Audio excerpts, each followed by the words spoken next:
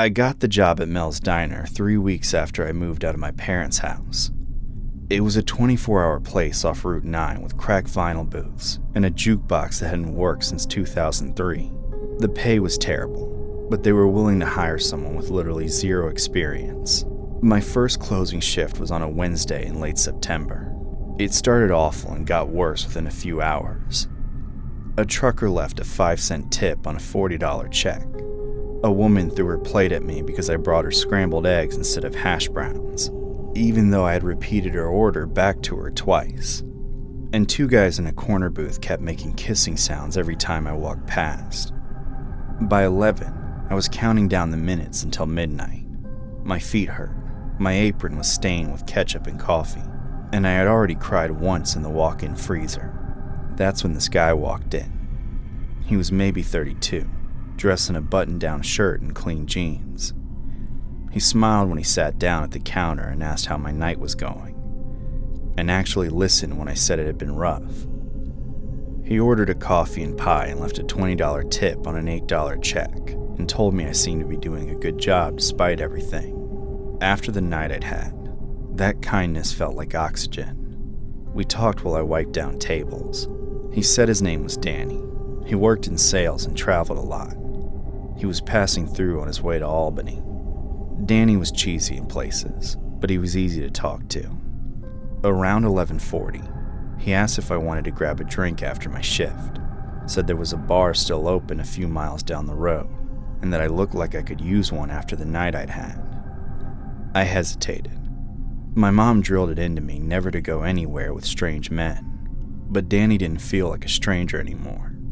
In fact, I was so comfortable around him that we might have been friends for a while, and I didn't want to go back to my empty apartment alone, sitting and replaying every awful moment of the shift.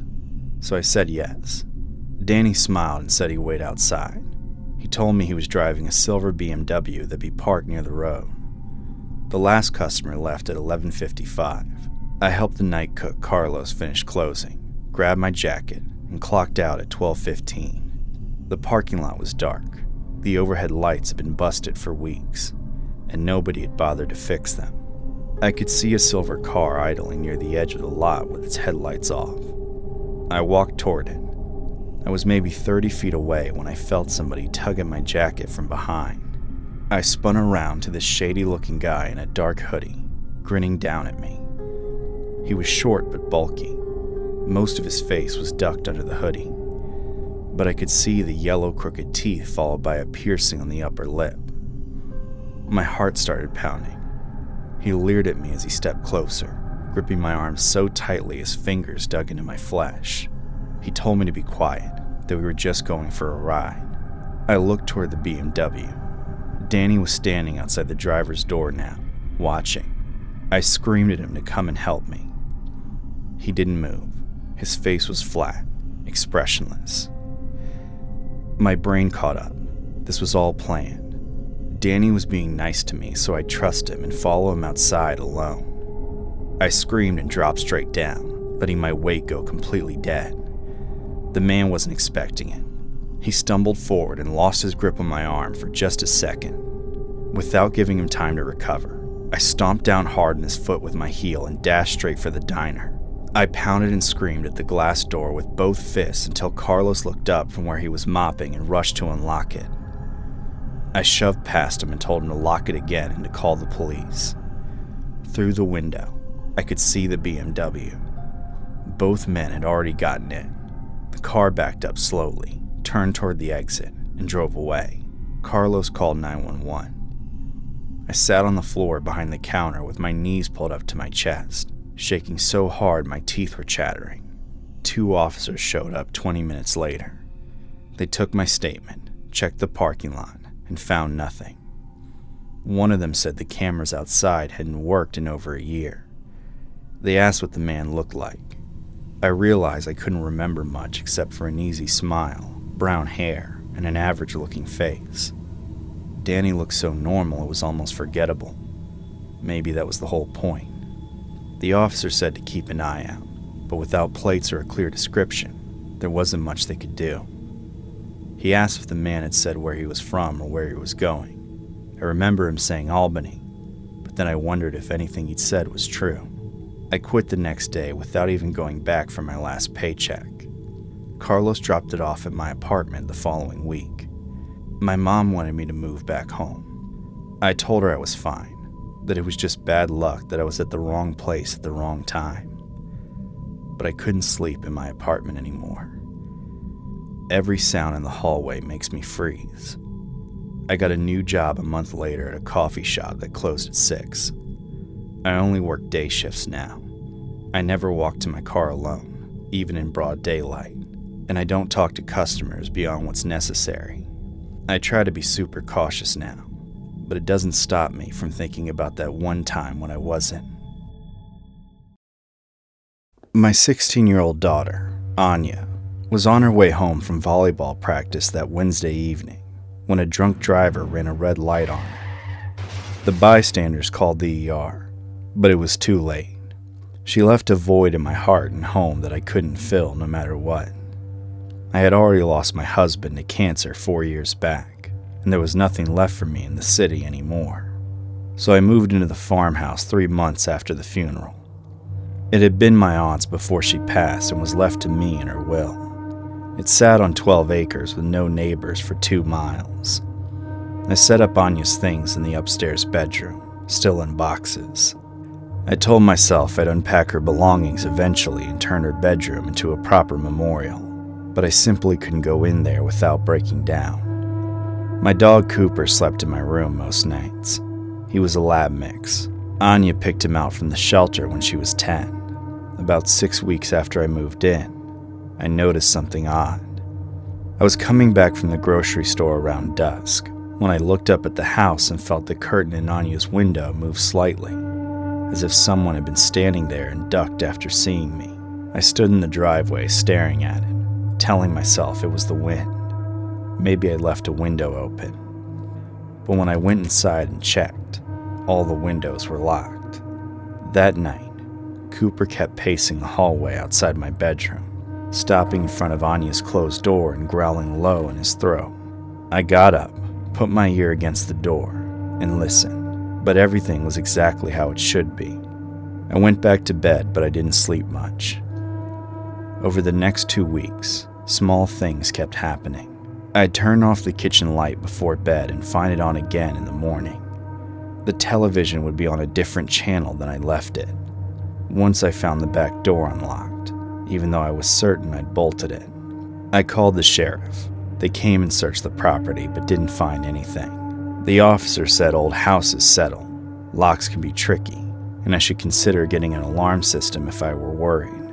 3 nights later, I woke up to footsteps upstairs, moving from one side of Anya's room to the other. The floorboards creaked in a rhythm I recognized. Anya used to pace when she was stressed about a test or upset about something at school. I grabbed my phone and crept into the hallway. Cooper was already there, pressed against the wall, trembling. As I climbed the stairs slowly, the footsteps stopped, still with my heart hammering. I reached Anya's door and opened it. Inside, the room was destroyed. Anya's boxes had been opened, and clothes were scattered everywhere. Dresser drawers were pulled out with contents dumped on the floor. The volleyball was gone from the windowsill too, and crouched beside the bed, wearing one of Anya's dresses, was a child-sized figure. For a second, my heart stopped beating. I was frozen as the figure slowly looked up, darted forward, and ran right past me. So close I felt the air move. I stood there shaking for I don't know how long before I could make my legs work. I went downstairs, turned on every light, called the sheriff, and sat in the kitchen with a knife until the cops arrived. They searched the whole house top to bottom, but couldn't find anything out of place. I didn't sleep for 3 days after that. On the 4th night, I woke up to Cooper barking. I got up and found him in the hallway at the bottom of the stairs, staring upward toward Anya's room. The same small figure wearing Anya's volleyball uniform was standing in the doorway. The shorts were too big, bunched up, and held with a belt. The jersey hung past the knees. I found my voice and asked who she was, asked why she was wearing Anya's clothes. The figure took a step forward into the light from the hallway. My stomach turned. It wasn't a child. The body was small, maybe 4.5 feet tall, but the face was wrong. It was deeply lined and weathered, basically an adult face on a child-sized body. Her eyes were sunken and dark, and her mouth stretched into a thin line. She giggled, saying she wore them because the clothes fit her just fine. She said she'd been waiting for someone to bring her new things. I screamed. Cooper bolted for the front door, and I followed without stopping to grab my phone or keys or anything. I ran barefoot down the driveway in my pajamas. I made it to my car and locked the doors, sitting there shaking and watching the house. The police came again. This time, they brought machines and dogs, and found a crawlspace access panel in Anya's closet that no one had ever noticed before.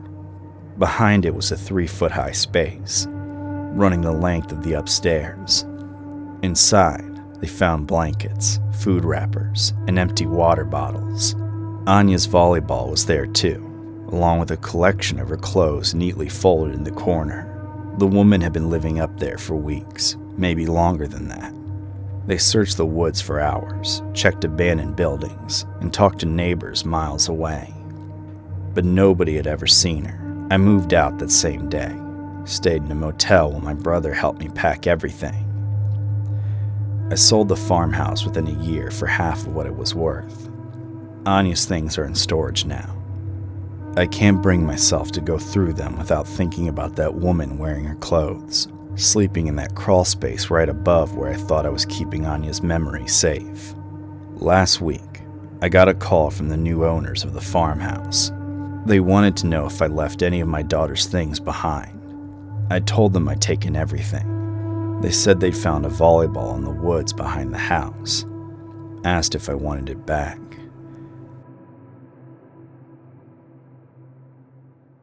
I was 31 and working nights at a truck stop diner off Interstate 84. It wasn't a career, but I needed the job to survive. Jaden's dad had left when he was 2, and the child support check stopped coming 6 months later. The diner paid enough to keep the lights on and food in the fridge. It was a Tuesday in March, and I'd only had 3 tables all evening when 2 drunk oddballs stumbled in around 9. They looked to be in their 40s, had their work boots on, paired with flannel shirts.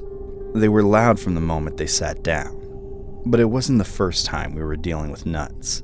I brought them menus and water. One of them asked if I came with the meal. The other thought it was hilarious.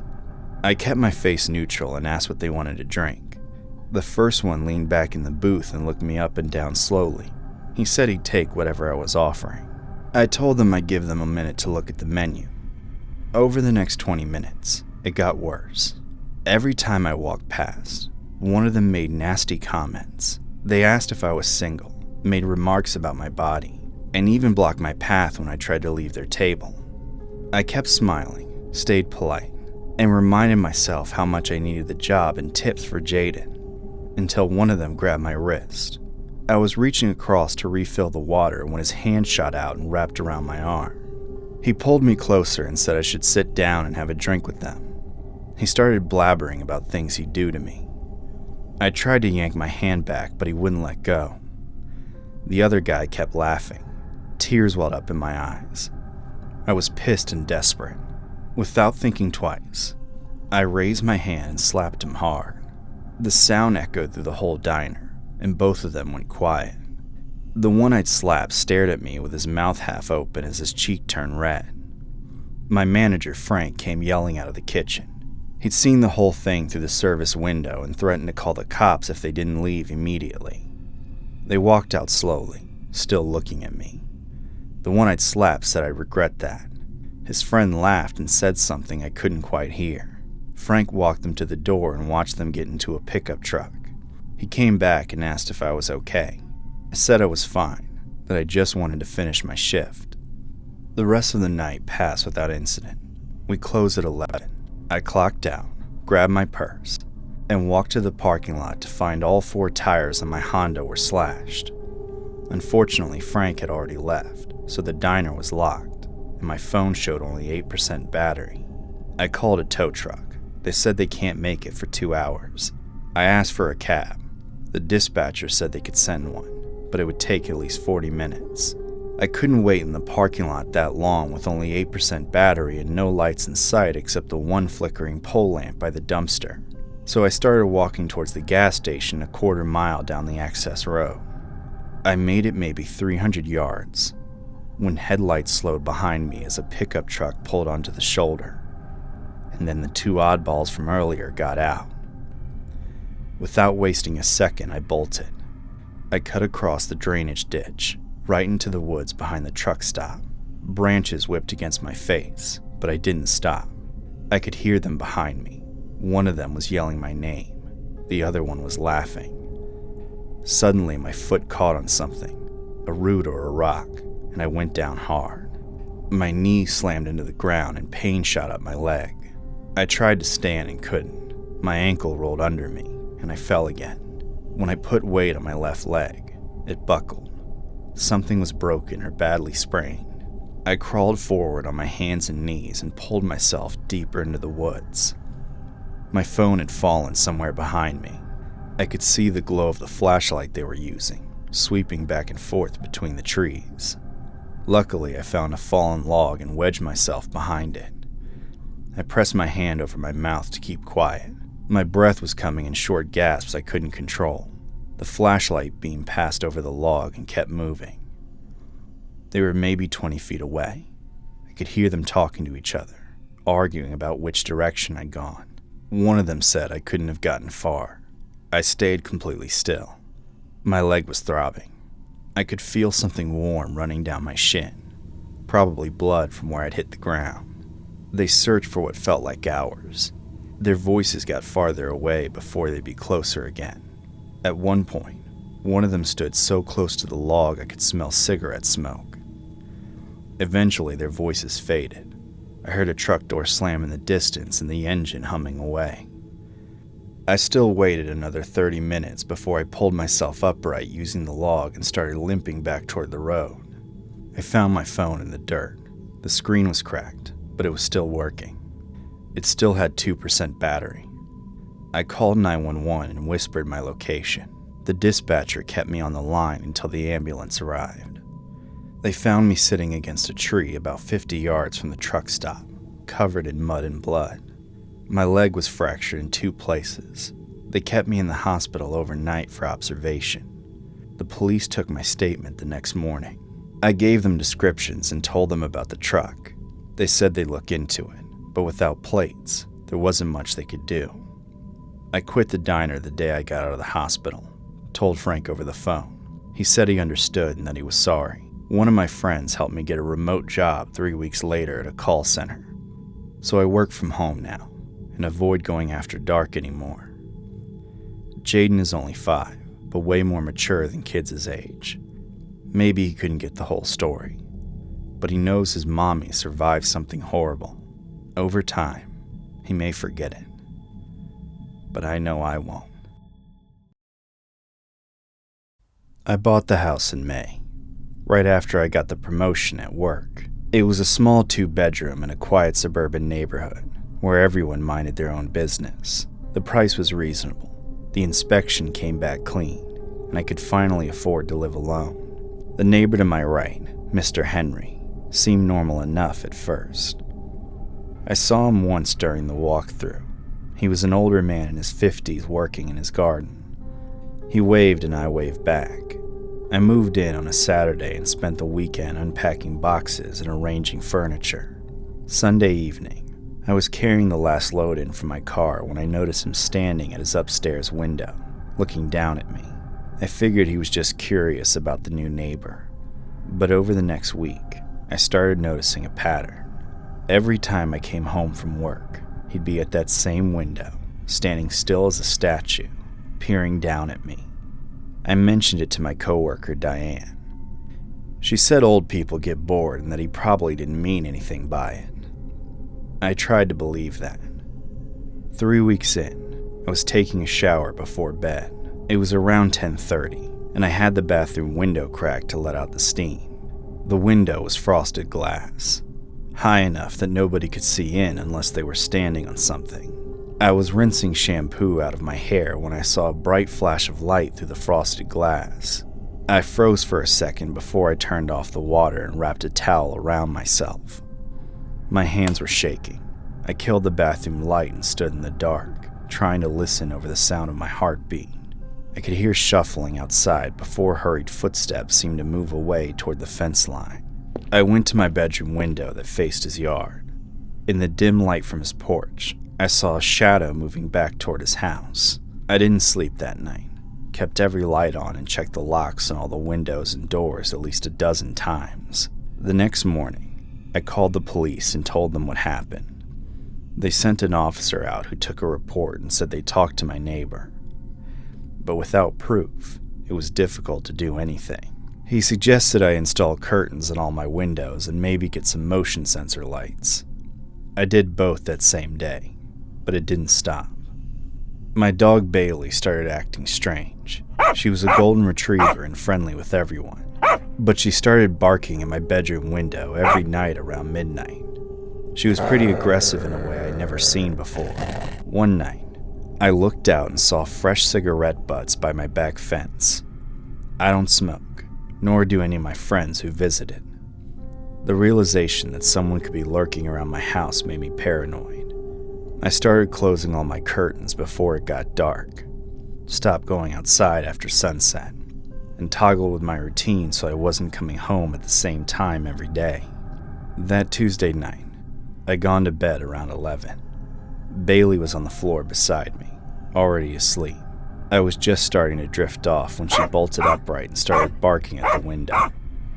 I sat up and listened. The house was quiet except for Bailey. I was about to tell her to settle down when I heard the sound of my bedroom window sliding open. I grabbed my phone and turned on the flashlight. The window was open about 6 inches. As I watched, a hand reached through the gap and pushed it higher. Suddenly, his face flashed me a grin as he started pulling himself through. I screamed, grabbed the lamp from my nightstand, and swung it as hard as I could. It connected with the side of his head. Mr. Henry made a sound between a grunt and a gasp and fell backward. His body hung there for a second before he pulled himself free and dropped to the ground outside. I heard him running. Bailey was going insane, barking and throwing herself at the window. I called 911, told them my neighbor had tried to break into my house. They arrived in less than 5 minutes. When they went to his house, Mr. Henry answered the door like nothing had happened, claimed he'd been asleep the whole time, but I could see the blood on his temple where the lamp had hit him. The officers asked if they could search his house. He refused at first. Then his lawyer showed up and advised him to cooperate. They found 100 of my photos in his bedroom closet. Some of them were taken while I was showering or changing. He drilled a tiny hole in my fence and installed a small camera pointing at my back door. They found 2 more cameras in the bushes near my house. He was arrested that night. The trial took 8 months. His lawyer tried to argue he was just a lonely old man who developed an inappropriate fixation. The prosecutor showed the jury photos, the cameras, and the evidence of him tampering with my window lock. He got 4 years. I sold the house before he was even sentenced. Couldn't stay there another night. I live in an apartment now, on the 3rd floor, facing an open parking lot where I can see anyone approaching. I still check all my locks 3 times before bed and close every curtain the second the sun goes down. I lost Bailey last year to heart failure. Sometimes I look up his name online just to make sure he's not living near me. The registry shows an address 40 miles away, but I don't trust it. I think about those photos a lot. The ones they showed in court were just a fraction of what they found. The detective told me there were over 1,000 images. He'd been watching me from the moment I moved in, and I wonder how long he'd been planning to climb through that window. If that was the first time he tried, or just the first time someone had woken up. I was 17 when I started working at Crossroads Diner. It sat on Highway 81 in the middle of nowhere upstate. My shift was 5 to midnight on weekends, which meant I was usually alone up front while Hector worked in the kitchen. It was a Thursday in November when the man walked in around 9:30, right after the dinner rush had died down. He was thin, maybe mid-40s, and wore khakis and a plain blue sweater. His hair was neatly combed. He looked like a substitute teacher or an accountant at best. He settled in booth 7, the last one near the bathrooms, and ordered 2 bottles of water. I brought it to him with silverware wrapped in a paper napkin. He thanked me and pulled out a small notebook with graph paper inside. He started writing numbers in neat columns. By then, I'd encountered plenty of weirdos, so I simply went back to work but kept an eye on him. An hour passed, but instead of ordering food, he sat there, writing and occasionally sipping his water. Every few minutes, he'd glance up at me and would immediately look away the moment our eyes met. Around 10:30, I went over and asked if he wanted to order anything. He looked up with a small smile and said he was fine. He took a pause before he added my name. I froze. My name tag had fallen off 2 days ago, and I hadn't gotten a replacement yet, and didn't remember introducing myself. He must have seen the confusion on my face because he gestured toward the schedule board near the kitchen, said he noticed it earlier. That made sense. The board listed everyone's shifts with their first names. I relaxed a little and told him to let me know if he needed anything. He nodded and went back to his notebook. By 11:30, I started cleaning up for closing. The man was still there, scribbling stuff. I wiped down the other booths and refilled napkin dispensers, trying to work my way toward him without being obvious about it. He finally stood up around 11:45 and asked where the bathroom was. I pointed down the hall. He walked back there and I heard the door close. 10 minutes passed, but he didn't show up. I glanced at the clock. It was almost midnight. Hector was finishing in the kitchen, and I wanted to lock up and get out. I walked down the hallway and knocked on the bathroom door, calling out to ask if everything was okay, but the stalls might have been empty. I knocked harder, but again, got no answer. I tried the handle. The door opened, and the bathroom was really empty. I looked around and noticed the window above the toilet was unlatched, pushed open wide enough for a thin person to squeeze through. The screen was gone. I backed out of the bathroom, visibly shaken. My heartbeats picked up. I went to tell Hector, but he'd already left through the kitchen entrance. I was alone. I locked the front door, turned off most of the lights, and went back to the office to grab my jacket. Suddenly, my phone buzzed in my pocket. It was a text from an unknown number. You should lock the back door first. That's where they usually come in. My stomach dropped. I stared at the screen and read it again as another text came through. You took 4 minutes and 23 seconds to close last Tuesday. Tonight you were faster. I ran to the back door. It was still unlocked. Exactly how Hector had left it when he went to his car. I slammed the deadbolt and backed away from it. My phone buzzed again. Good. I looked out the kitchen window toward the parking lot. Headlights flicked on across the highway, but maybe 200 yards away. A dark sedan was parked on the shoulder with the engine running. The man was standing beside it with his notebook in his hand. He was looking directly at the diner. He raised his hand slowly, held up 3 fingers, and pointed at me. I dropped below the window and dialed 911. My hands were shaking so badly I could barely hold the phone. The dispatcher answered, and I tried to explain what was happening. She said officers were on the way, that I should stay inside and keep the doors locked. I stayed on the floor behind the counter, watching the front door. Every few seconds, I'd peek up at the window. The headlights were still there. 2 patrol cars pulled in some 15 minutes later. I watched the officers get out and look around. One of them crossed the highway toward where the sedan had been parked, but it was gone. I don't know when he left. I'd stopped looking after the 5th minute, too afraid he'd somehow gotten closer. The officers came inside and took my statement. I showed them the text. One of them asked if I noticed anyone suspicious before tonight. I said no. He asked if I was sure and insisted that I really think about it. I did, and remembered how last week, maybe the week before, I'd seen someone sitting in booth 7 late at night. I couldn't remember their face, but I remember thinking it was weird they'd only ordered water. The officer asked if I had security footage. I told him the cameras hadn't worked in months, that the owner kept saying he'd fix them but never did. They stayed until my mom came to pick me up, told me to call if anything else happened. I quit the next day, told my mom I wanted to focus on school. She didn't argue. 2 weeks after that, I was at the grocery store with friends when I saw him in the cereal aisle, wearing the same blue sweater, holding a box of cornflakes. When he saw me looking, he smiled and gave me a little wave. I left my cart and walked straight out. My friends asked what was wrong. I told them I'd seen someone I used to know. That night I got another text. "You're faster at the grocery store too. 11 minutes from entrance to exit. Last time was 19. Efficient as ever, Noah."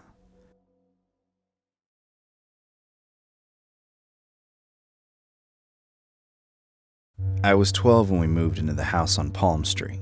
My parents got it cheap at an auction, and we were excited about the deal until the realtor mentioned why the price was so low. The previous owner, Carlos, had been found dead in the attic where he'd apparently been hiding to escape his attackers. The police report claimed it to be a home invasion gone wrong, but they never caught the real culprits. My mom wanted to back out immediately, but Dad said a good deal was a good deal regardless. We moved in on a Sunday in August. I picked the bedroom on the second floor. It was directly beneath the attic access and was the biggest room in the house, with windows on 2 walls and enough space for my desk and bookshelves. The attic entrance was a pull-down ladder in the hallway ceiling just outside my door. The first week was normal. I set up my room, started at the new school, and tried to make friends. The house was old and creaky, but that didn't bother me until the footsteps started, moving back and forth above my ceiling. I'd hear them at night, usually around 2 or 3 in the morning. At first I thought it was my parents up there, but when I asked them about it the next morning, they seemed pretty much clueless. My dad went up to check but found nothing except for some old insulation and boxes that the previous owner had left behind. He reassured me that it was probably just the house settling, or animals in the walls, but the footsteps didn't sound like settling. On the 4th night, I noticed a chemical smell like fireworks coming with the footsteps. It would drift down through the ceiling and fill my room until I had to open a window. I mentioned it to my parents again. My dad said old houses had weird smells, that it was probably just dust or mildew. He checked the attic again when he had time. 2 weeks in, I decided to handle it myself. I was tired of being scared and lying awake. I figured if it was an animal, I could scare it off. And if it were something else, at least I'd know. That night, I stayed awake with my door cracked open, waiting for the sound or smell. Right at 2:15 in the morning, the movement started. I grabbed my phone for the flashlight and pulled down the attic ladder as quietly as I could. The smell nearly knocked me out. It was so strong I had to cover my nose with my shirt. I climbed the ladder slowly. My palms were sweaty, and my heart was pounding. The attic was dark except the light from my phone. I could see exposed beams, pink insulation, and cardboard boxes stacked in the corner. The footsteps had stopped. Instead, a wet choking filled the space. It was coming from the far corner, past the boxes. I moved the light toward the sound, but could hardly see anything except dust floating and some shadows. Suddenly, I noticed legs lying on the floor in the corner, half hidden behind a support beam.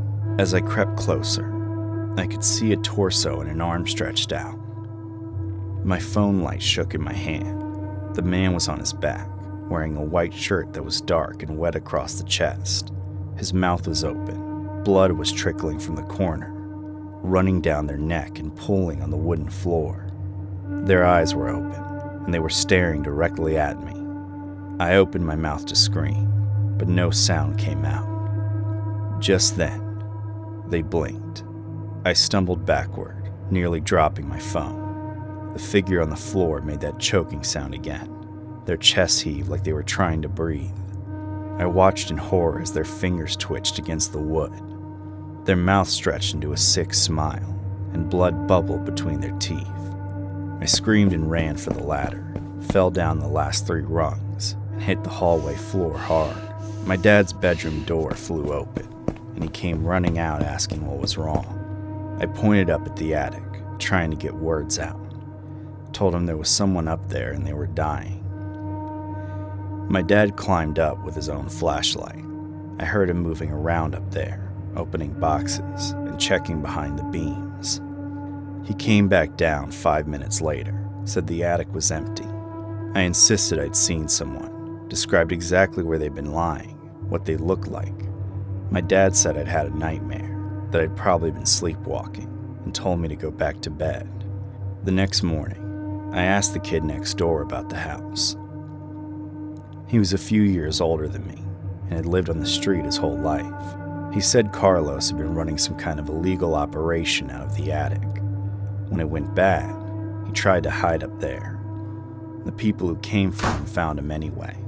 They shot him 7 times in the chest and left him there to bleed out. It took 3 days before anyone found the body. I asked if they ever caught who did it. He said the case went cold after a few months. That night, the footsteps started again. But this time, I didn't go up to check.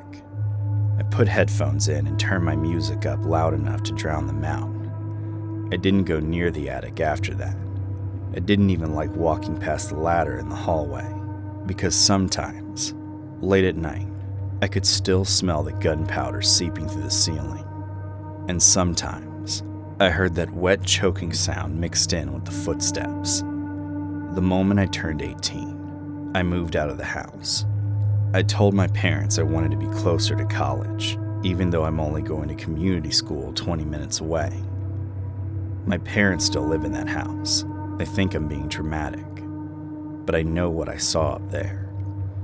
And it isn't an animal or the house settling. It's Carlos, dying the same painful death every single night. I never thought a gaming lobby could change my life, but that's exactly where it started, and where I almost lost everything. My name is Addie. I'm 26 years old. I work from home, and I spend most of my evenings playing an open-world survival game. It's the kind of game where the world is brutal and unforgiving, and surviving alone is nearly impossible. You need allies. You need someone watching your back. About 6 weeks ago, I found mine, or so I thought. His username was Echo.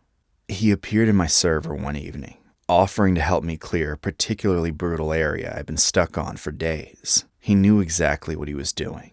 Patient, tactical, funny in the dry, understated way I appreciate. Within a week, we were logging on together every night. He remembered details I mentioned offhand, that I preferred stealth builds, that I hated the swamp biome, that I always named my in-game horses after jazz musicians. It felt like genuine friendship, the kind that doesn't come along often. We eventually migrated to Discord, which felt like a natural step. Voice calls, then video calls. He never showed his face, always claiming his camera was broken, but his voice was warm and easy to listen to. I didn't question it. I trusted him. One evening, I was sitting on my balcony as the sun went down, painting everything amber and rose. It was genuinely beautiful, the kind of sunset that feels unfair to keep to yourself. I snapped a photo and sent it to Echo without thinking. Just a pretty view, I told him. He said it looked peaceful. I forgot about it almost immediately. 2 days later, I got a message from him. No greeting, no preamble. The pizza place on the corner of 4th and Main is having a sale. You should go. I read it twice, then a third time. My stomach dropped so fast it felt physical, like the floor had tilted beneath my feet. I had never told Echo what city I lived in. I had never mentioned my street, my neighborhood, or anything about my surroundings. But that photo, The one I'd sent without a second thought still had its metadata intact. GPS coordinates embedded invisibly in the image file, broadcasting my exact location to anyone who knew how to look. He had known where I lived for 2 days and said nothing. I blocked him on every platform, deleted my Discord account, and sat in my bathroom with the lights off for 20 minutes trying to slow my heartbeat. I told myself it was over. I told myself I had caught it in time. I was wrong.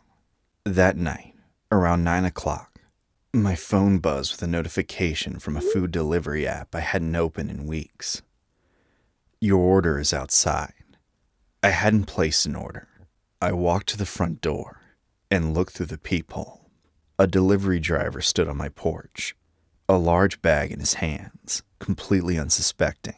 But behind him, idling at the curb with its headlights off, was a dark SUV just sitting there, waiting. I didn't open the door. I watched the driver set the bag down and leave. The SUV didn't move. Then my phone buzzed again. An unknown number this time. You forgot to say thank you, Addie. I even got the extra dipping sauce you like. My hands were shaking so badly I could barely dial. I called 911 and was talking to the dispatcher when the SUV's door finally swung open. A man stepped out onto the pavement. He wasn't rushing. He moved with the calm, deliberate patience of someone who had planned this carefully and was entirely unbothered by what he was doing. He was carrying a heavy roll of industrial plastic sheeting in one hand and a gym bag in the other. He didn't come to the front door. He turned and walked along the side of the house, directly toward the window of my home office. I ran. I made it to that room just as he reached the window. He looked straight at me through the glass, and he didn't flinch. He didn't run. He held up his phone so I could see the screen clearly. A real-time location tracker. A small blue dot pulsing steadily. Weeks earlier, he had sent me what he described as a gift, a custom game file he'd made for me. I had opened it without hesitation. Somewhere buried inside it was a tracking script that had been reporting my location ever since. He knew where I was in my house. He had probably known for days. I heard sirens before he got the window screen fully removed. He was still working on the window frame when 2 patrol cars came around the corner. He was arrested on my side lawn, gym bag at his feet. The police told me afterward what they found inside that bag. Zip ties, a syringe loaded with a sedative, and a printed document. Every message we had ever exchanged, going back to the very first night in the gaming lobby, with my full home address handwritten at the top and highlighted in yellow. He had driven across 3 states to get to me. He had spent weeks building my trust, learning my habits, mapping my routines. The friendship wasn't real. It was architecture. Every joke, every in-game assist, every late-night conversation was a brick in a structure designed for one purpose. I still play sometimes. I still love the game. But I strip the metadata from every photo I take. I never open unsolicited files, and I keep my location services off by default. I don't tell people my name anymore either. Not the real one.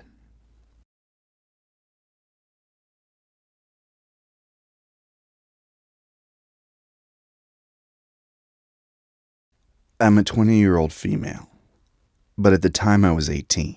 I had been working at this well-known bakery for about 3 years and never experienced anything like this. I had heard scary stories from people who worked at different locations, but I never expected anything would happen at my store. At the time, I was normally working the early morning shift, but this day I swapped shifts with someone who closed. I closed a lot while in high school, so this was nothing new for me. I was working with 2 other people. Sarah, who was my age, and Karen, who was around 50. It was a pretty slow night, and we decided to start our closing tasks early so we didn't have to stay longer than necessary. Back then, we closed at midnight on the weekends, but corporate changed to 10 p.m. not long after this night. We finished most of our tasks by 11:15 p.m., but had to wait until we were fully closed to finish the last two. Sarah, Karen, and I were chatting about a new restaurant that we all wanted to try when I noticed this older man outside her store. Something about him immediately felt off. He had a big backpack on, a long scraggly beard, and messy hair. He was dirty, and his clothes were stained and full of rips. He was farther away from the store, but I could tell he was watching us. The front of the bakery was all windows, so he could clearly see everything inside. He soon walked away, and I didn't think much of it. We continued chatting. About 5 minutes later, we heard the door open. I saw the man walk inside her store holding his backpack and a giant bag of popcorn. I'm not exaggerating when I say it looked like one of those oversized carnival bags. It was out of place enough that it immediately caught my attention. There weren't any stores nearby that sold anything like that, and I was pretty sure he didn't have it when I saw him outside earlier. The three of us looked at each other, silently trying to decide who would help him. I finally stepped up to the register and asked what I could get him. He said he wanted a cookie but didn't have any money. I felt bad for him, especially with the condition he was in. I personally think everyone deserves a small treat, whether they have money or not. Since we had extras that would most likely be thrown out, I gave him 2 for free. He seemed very grateful and then offered me some of his popcorn. At first I thought it was just a kind gesture, trying to return the favor. I smiled and said, "That's very sweet of you, but no thank you." He seemed almost surprised that I declined, and kept insisting, "Oh, just have some popcorn." I kept declining as nicely as I could, trying not to make him more upset. He kept asking if I was sure in a way that felt more pushy than friendly. Eventually he left, and once the doors closed, all 3 of us agreed the interaction felt off. Not long after, Karen finished her shift and started packing up. Before she left, she told us to lock the door, leave the trash, which was a nightly task for morning crew, and walk out to our cars together. "Something just feels off," she said. We all agreed. I locked the door after she left, and thankfully, we didn't have any more customers the rest of the night, so I didn't have to open the door again and possibly let the man back in. I went into the back to finish a couple of dishes while Sarah mopped up front. A few minutes later, Sarah came into the back looking very panicked. I took out my earbuds, and that's when I heard it. Loud banging and yelling. She said the man was back and trying to get inside. He was very angry, shouting that he had left his backpack in the store and we had taken it. I knew for a fact we hadn't. I peeked my head around the corner and we locked eyes through the glass. That seemed to make him even more upset. The yelling and banging became louder, and he was violently yanking and slamming the door, shaking the glass, like he was trying to rip it open. My heart started racing. I grabbed my phone to call 911, but right before I hit call, everything went quiet. Absolutely silent. No shouting, no banging, nothing. Sarah and I froze. We listened carefully. Then we heard the door start to unlock, then open and close. I remember panicking and thinking, did he break the lockbox outside and get the key? We didn't know what to do. Running and hiding seemed like the obvious choice, but fear had our feet glued to the ground. Then we heard Karen yelling at the front of the store, asking if we were okay. We came out from the back and saw Karen, but no man. I felt immediate relief. She told us she had driven 10 minutes out, but had a gut feeling to turn around. When she came back, she saw the man at the door, got out of her car, and told him to leave or she would call the police. He ran immediately. We never called the police and never saw him again. I'm so grateful Karen came back. With how violently he was trying to open the door, I'm sure he wasn't too far from getting in. What freaked me out the most is his backpack was never in the store. In fact, I'm pretty sure I saw it outside when I peeked my head around the corner earlier. I don't know if he was confused, on something, or had worse intentions, but I'm grateful Sarah and I didn't have to find that out. After that, Our manager always made sure to have a male employee on closing shifts. I'm almost 21 now, and just quit from that bakery. And thankfully, nothing like that has happened again. Just one scary incident in the 5 years I worked there. I'll never ignore gut feelings, mine or someone else's. They're almost never wrong. My name's JD, and this is something that stuck with me since I was 13. I grew up in a quiet town in Trinidad. It wasn't the kind of place where anything serious really happened. Most nights were calm, and people mostly kept to themselves. Looking back, that's probably why this felt so out of place. I wasn't a popular kid. I kept to myself, didn't have many friends, and spent most of my time at home. That's just how things were for me. The first time something strange happened was on a school night in May. I had just come home from school, and I was sitting in the living room with my dad watching TV. My mom was asleep in the bedroom, and my siblings weren't home yet. Then, out of nowhere, there was a loud thud on the roof. It didn't sound like something small. It sounded heavy, like something had landed up there. My dad and I both looked up at the same time. Then, almost immediately after, the cross we had hanging on the wall fell to the ground, and the power went out. The entire house went dark in seconds. For a moment, neither of us said anything. Then my dad quietly muttered, "What the hell?" I remember feeling uneasy right away. It wasn't just the blackout. We'd had those before. But the timing didn't make sense. The thud, the cross falling, and the power cutting out all happened within seconds of each other. My dad told me not to worry and said it was probably just a power outage, but he didn't sound convinced. By the time my siblings got home, it was already getting dark. My parents realized we didn't have enough candles, so my 2 older sisters and I went to a nearby shop to buy some.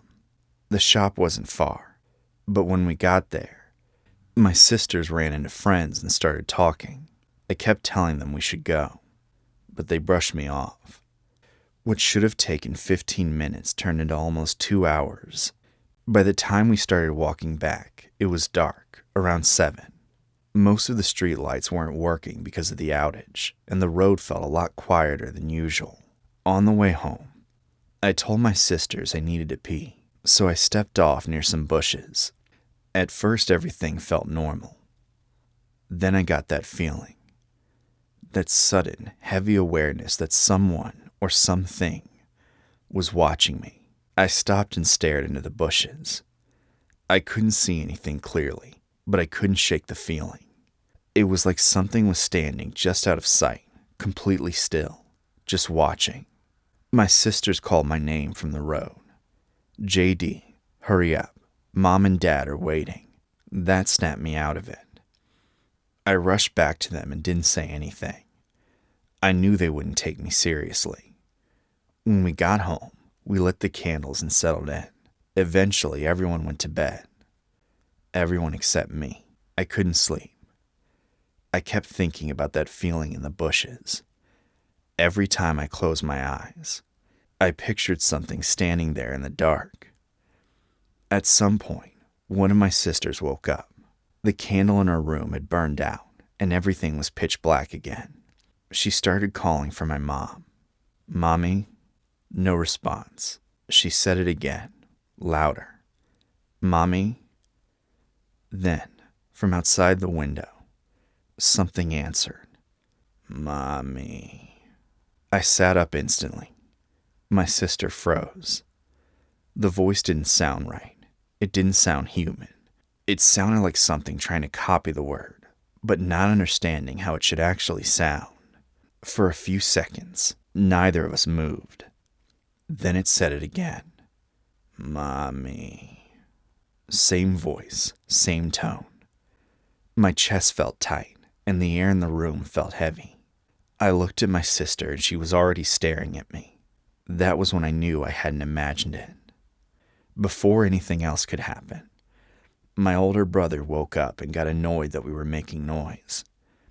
We told him something was outside, but he just told us to stop and go to sleep. He didn't hear it. but we did. The next morning, everything went back to normal. The power was back, the cross was hung up again, and no one talked about it. But I never forgot that voice. 5 years passed. By the time I was 18, life had changed a lot. My mom had passed away. I had just gone through a breakup, and I spent most of my time alone at home. One night, I came back after hanging out with one of the few friends I had left. The house felt empty. I ate, took a shower, and went to my room. As I started making my bed, I felt it again. That same feeling, like something was watching me. I froze. At first, I tried to ignore it. I told myself I was just stressed, that it was all in my head. Then I turned around. There was something outside my window. It was close to the glass, just enough for me to see its face clearly. Its skin was pale, almost gray. It had no hair. Its eyes were wide and white, like there were no pupils. And it was smiling, the kind of smile that didn't look human, too wide, too forced. I couldn't move. It knew I saw it. The smile stretched even wider. Then it spoke. Mommy. The same voice, exactly the same as the night when I was 13. That's when I lost it. I screamed, then ran out of the house without thinking. I didn't even stop to grab anything. I just ran straight to a neighbor's house, shaking. When I told them what happened, they didn't believe me. They thought I imagined it or had some kind of panic attack. They let me stay the night, but I didn't sleep. The next day, I told my dad, but he didn't believe me either. But when I told my sister, the same one who heard the voice with me years ago, her reaction was different. She looked at me and said, "You saw it too?" That made my stomach drop. Then she told me something she had never mentioned before. About a month earlier, she had been home with her boyfriend. He was asleep, and she went to the bathroom. While she was in there, she heard a tapping on the window. She looked over, and there was something standing outside. Same pale face, same blank eyes, same smile. And then it said one word. Mommy. She screamed and her boyfriend woke up, but by the time he checked, it was gone. That was when it really hit me. This thing wasn't just something I imagined as a kid. It had been there. It had come back. Or maybe it never left. I don't know what landed on our roof that night.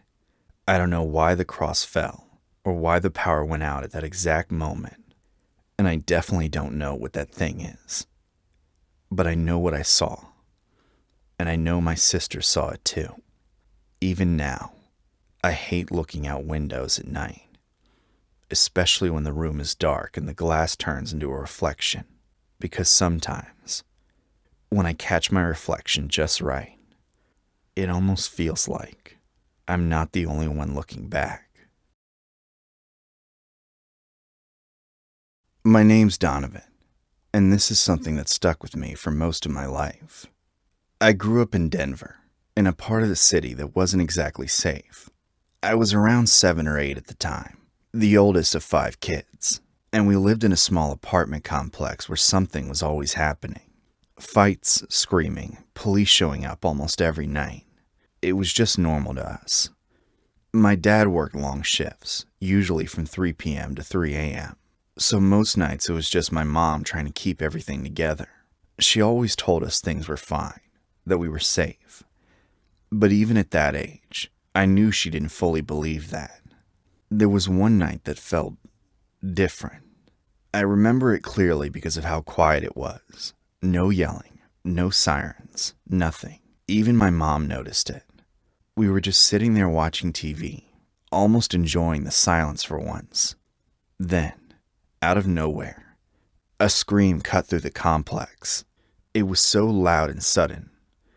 It felt like it came from right outside our window. The kind of scream you don't forget. My siblings immediately started crying. I just froze. My mom rushed to the window, trying to see what was going on, but she couldn't see anything from our angle. Within seconds, more noise followed. People yelling, shouting for help, someone screaming to call 911. It all seemed to be coming from the far side of the building. Within minutes, police, ambulances, and fire trucks flooded the area. My mom told us to stay inside and lock the door while she went to check what happened. I stayed with my siblings, trying to calm them down, but I couldn't shake that scream out of my head. When my mom came back, she looked completely shaken, pale, quiet, like she'd just seen something she didn't want to process.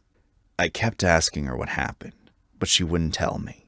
She just said it wasn't something I needed to hear, then called my dad and told him to come home immediately. When he got back, he had the same look on his face. Later, I overheard him telling my mom what he saw. A man had been pushed out of a top-floor window. There was broken glass everywhere, and his body was lying below, covered with a sheet. That scream we heard was him. For a long time after that, I couldn't get it out of my head. A few days later, we walked past the area where it happened. There was still dried blood on the ground. I remember looking up and seeing the boarded-up window above. It didn't feel real, but at the same time, it felt way too real. Things settled down for a while after that. At least, that's what we thought. A few months later, there was another night that felt off in the same way. Too quiet. We were inside again, watching TV. My dad was at work, and my mom kept saying she had a bad feeling. I didn't say anything, but I felt it too. Then we heard voices right outside our apartment door. At first, it sounded like an argument. A couple of guys going back and forth, getting louder, more aggressive. Some of the neighbors even shouted at them to take it somewhere else, but they didn't. Within seconds, it turned physical. You could hear shoving, hitting, things being knocked around. I made the mistake of stepping closer to the door to listen. My mom immediately told me to get back, and right after she said that, one of the guys started screaming. Not yelling, screaming. It was raw panic, pain. The kind of sound that hits you instantly.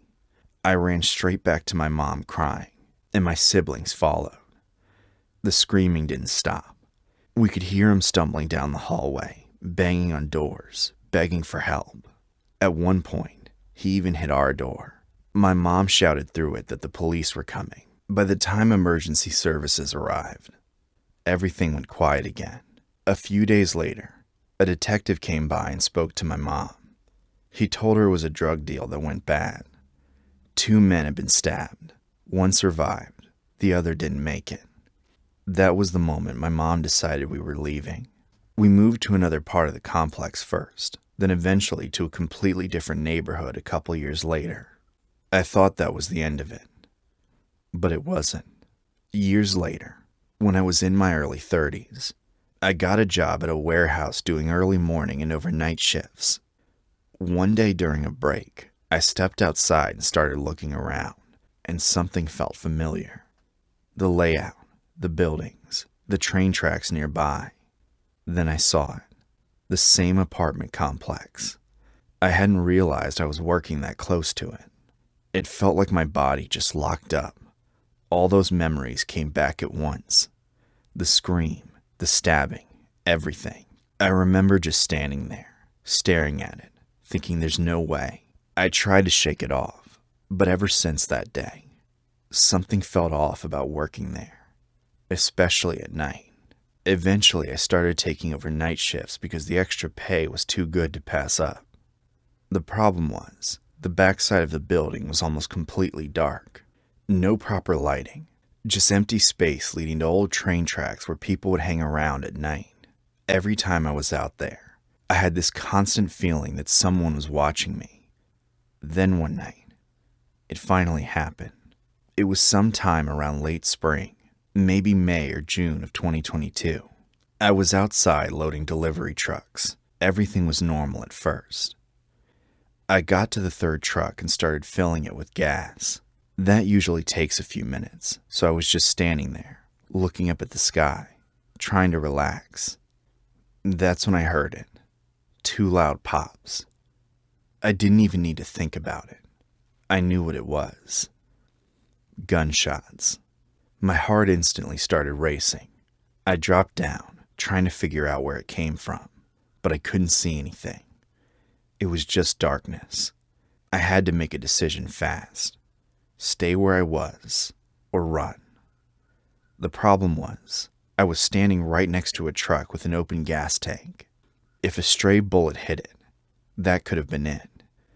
The nearest door back into the building was maybe 40 feet away. It didn't feel far, but in that moment, it felt like a mile. I shut off the gas as fast as I could and ran. I didn't look back. I just ran straight for the door, thinking about my fiancé and my daughter, hoping I'd make it inside. I got in, slammed the door behind me, and just stood there trying to breathe. I waited, expecting someone to come through that door. No one did. I told my manager what happened and we called the police. They showed up, searched the area, but didn't find anything. I thought maybe that was the end of it. The next day, my manager told me the police came back and found 2 bullet casings right near the front entrance, about 50 feet from where I'd been standing. That's what still bothers me. Those shots weren't random. They were close enough that whoever fired them knew someone was there. To this day, I still think about it. I don't know if I was just in the wrong place at the wrong time, or if someone had been watching me. Either way, I left that job not long after, and as far as I'm concerned, that entire area is just wrong. Some places don't change, and some things don't stay in the past. Back to the end of summer 2019, I, female, needed a distraction from my boring university revisions, and as lots of bored single people, I was on Tinder. Nothing serious. I was too busy to meet guys anyway, but I like talking to people. One day I matched with a dude. We'll name him Ted. Get the reference? Okay, maybe not. He was at the same university as me. He also looked handsome in the pictures. After talking for a few days on the app, and after I had wrongly decided that he was not a criminal, oh, the irony, by the way, I gave him my number. Again, we talked for a while, then he asked to call me. Nothing exciting, just getting to know each other. We talked on the phone for a couple of weeks, and he called me at random hours of the day and almost every night. I didn't think much of it. During our phone calls, he mostly talked about him, but I did not mind because I don't really like talking about myself. It takes time before I trust anybody. And again, I was bored and honestly a bit lonely. I had been single for a while, so getting the attention felt nice. After a few weeks, Ted asked if I wanted to meet. I said yes because I was done with my exams. We met at the city center. When I saw him, I was kind of shocked because he looked nothing like the handsome guy in his pictures. It was definitely him, but good angles in Photoshop truly make miracles. I was set back, but I'm not one to judge by the look, so I went on with the date anyway. Thinking back now, there were more red flags. He was asking odd questions, such as, "Are you shy? Why don't you look at me in the eyes?" Well, buddy, constant eye contact is just kind of weird, and I do need to take my eyes off you to pick up my beer from the table, or light up a cigarette every once in a while. The night went on, and we had quite a few drinks. Usually I would never ask somebody I just met to come home with me, but I was wearing beer goggles that made my brain blind. We left and spent the night together. In the morning, I drove him to the train station and went back home to have a nap. At the end of the day, he called me and asked if we could meet again the next night. I was not really sure if I wanted to do that because I knew that the only reason I had brought him home was alcohol. We did not really click, but the idea of rejecting him made me feel guilty, so I agreed anyway. The day after that, he came to my place again, and there things got weird. I started to feel extremely nervous. Something felt really off. Thinking back, it was probably my guts telling me to run away from this dude. I decided to make things clear, and I told him that I was not looking for a serious relationship at all. It was a lie. I apologized and decided to bring him home. We got in the car and he was quite angry. He didn't want to talk to me and I was embarrassed, so I didn't talk either. When we arrived, he got out and slammed the car door. I know that I have made quite a few mistakes here. I shouldn't have accepted another date with him knowing I was not into him, and I should have told him sooner that I didn't want a relationship. I sincerely did not mean to act badly. That is why I tried to be honest with him as soon as I could. The next day, I called him and apologized again. He said it was fine, and he hung up. I thought it was over, but man, it was not. A few days later, it was time to go back to university. That morning, I woke up to a gigantic message from him, telling me that the reaction I had a few nights before really threw him off and that he was looking for stability. As soon as I opened the text, he called me. It was 7 in the morning. I had just woken up, so I can't really remember what he said. But I told him again that I did not want to go any further with him. He hung up again. For the next few weeks, things were extremely weird. He was following me everywhere on campus and very obviously hiding behind walls to hear my conversations, texting me all day even if I wasn't replying, calling me 7 to 10 times a day. I thought he was creepy, but maybe he was just hurt and was coping. Ted was always with a guy. We'll call him Elliot. When I was at the library, they were always sitting together near to where I was. Ted was always watching me as I was studying. When I went outside for break, he followed me. It came to a point where my friends were texting me to warn me that he was behind me. I tried avoiding him, but it was useless. I told him many times that I did not want any more contact with him and that he was making me uncomfortable, but nothing worked. He just kept on going. I was going crazy. 2 weeks later, I was at a party when I met my boyfriend. I fell in love very quickly. He's the most caring, loving man I'd ever met. I know it's all lovey-dovey. Try not to puke on your keyboard. Anyway, at that moment, I knew I needed to stop being so accepting of Ted's behavior. I explained to him one last time that he needed to stop contacting me, and I finally blocked him. Again, I thought and hoped it was over. Ted continued to follow me everywhere on campus for weeks, except he was never with Elliot anymore. One day I was studying at the library. Ted was a few tables away from me, of course. Suddenly, somebody sat at the table in front of mine. It was Elliot. I looked at Ted. He was staring at Elliot with the most murderous gaze ever. I thought it was really weird. I had never talked to Elliot before and he never came near me at all. I was creeped out because I thought maybe Ted had sent him to talk to me. But he ignored me. He kept on studying when I went out for a cigarette, and Ted did not follow me. I was surprised but thought nothing of it. Went back inside to study. A few moments later, Ted went outside. Elliot turned his head, watched him until he was out of sight, then turned to me. He said, "I really need to talk to you. I think you're in danger." I'm sorry, I know it's weird because we don't know each other, but I'm worried. For both of us, actually. I was stunned. I couldn't talk. He said, "We don't have a lot of time before Ted comes back. When you went out, he came yelling at me because I sat in front of you. When he leaves, can we please talk?" I said yes. At around 6 p.m., Ted left. We waited another hour to make sure he was actually gone. We didn't want him to know we were in contact. At 7 p.m., we sat in the cafeteria and Elliot told me things that would still make me shiver to this day. He explained that Ted had really horrible discourses about women and how he would love to control them. He also explained that a few weeks prior he had suspicions about Ted's behavior regarding university classes. He followed random classes every week, sometimes showed up to Elliot's classes although he didn't follow them, and he did not have access to the university online platforms. Elliot thus realized that Ted did not have a university email address, which every member of university is supposed to have. Elliot went to the university administration and they confirmed what he thought. Ted was not a student and he never was. After that, Elliot completely cut off contact with him. Since then, Ted was harassing him, calling and texting him all the time, following him on campus. Elliot was shaking as he was telling me this story. I was shaken up as well, but was only coming, revealed to be even worse. Elliot explained that he absolutely wanted to warn me because Ted had said terrifying things about me. I already wanted to cry. Ted was talking about me all the time. Before Elliot cut contact, it got to the point where Ted was saying that he would love to molest me, that he knew where I lived, and he could come whenever he wanted and surprise me. Knowing where I parked my car on campus, he could wait for me in the dark. He always said it with a joking tone, but Elliot got freaked out. He and I were shaking. I had tears in my eyes. I knew Ted was a creep, but I could never imagine it was that bad. At this point, we were near the end of semester, but we still had a few weeks left. Elliot and I decided to take action because we didn't want to be terrified every time we were on campus. First, we contacted university security. Things were taken extremely seriously. One morning when I arrived, the walls were completely covered with posters with the campus emergency number. Elliot and I were in constant contact with the chief of security, who was very concerned for the student's safety. Finally, they managed to catch Ted at the library and asked him not to come again. We also went to the police. I don't know the right term for it, but we did not file a complaint. The police only added a note to the person's record so that if anything ever happens to you, the police know what you were worried in the first place about. The police officer seemed worried as well. I asked him why. He told me that he was not allowed to say anything specific, but that if I ever saw Ted outside of campus, I needed to call the police without hesitation. How reassuring is that? I was nearly peeing my pants. A few days later, I get a voicemail from Elliot. He's completely shaken up and tells me that he knows things that he was not supposed to know. Apparently, Ted is mentally sick. He is regularly arrested and locked in mental hospitals. He is a drug addict, an alcoholic, and has violent tendencies. He was already accused of attempted rape. He lives off of invalidity insurance, which explains why he has so much time on his hands to come to university. I would have never guessed when I met him. Later, I contacted one of my acquaintances who works in the police. They were not supposed to, but they confirmed everything. Chills down my spine. After that, things calmed down. Ted was still coming on campus. Don't ask me how or why, but he kept a low profile. He was not following us anymore. It was finally the end of the semester.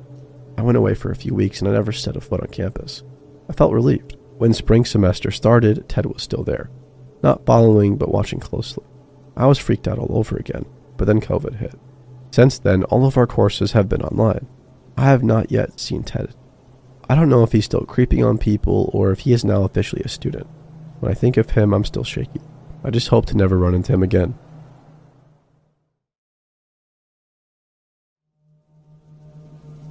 The obligatory long-time lurker, first-time poster. I want to tell my story of abduction in Krakow, Poland. This happened in 2012, and there are not many people I've told this story to.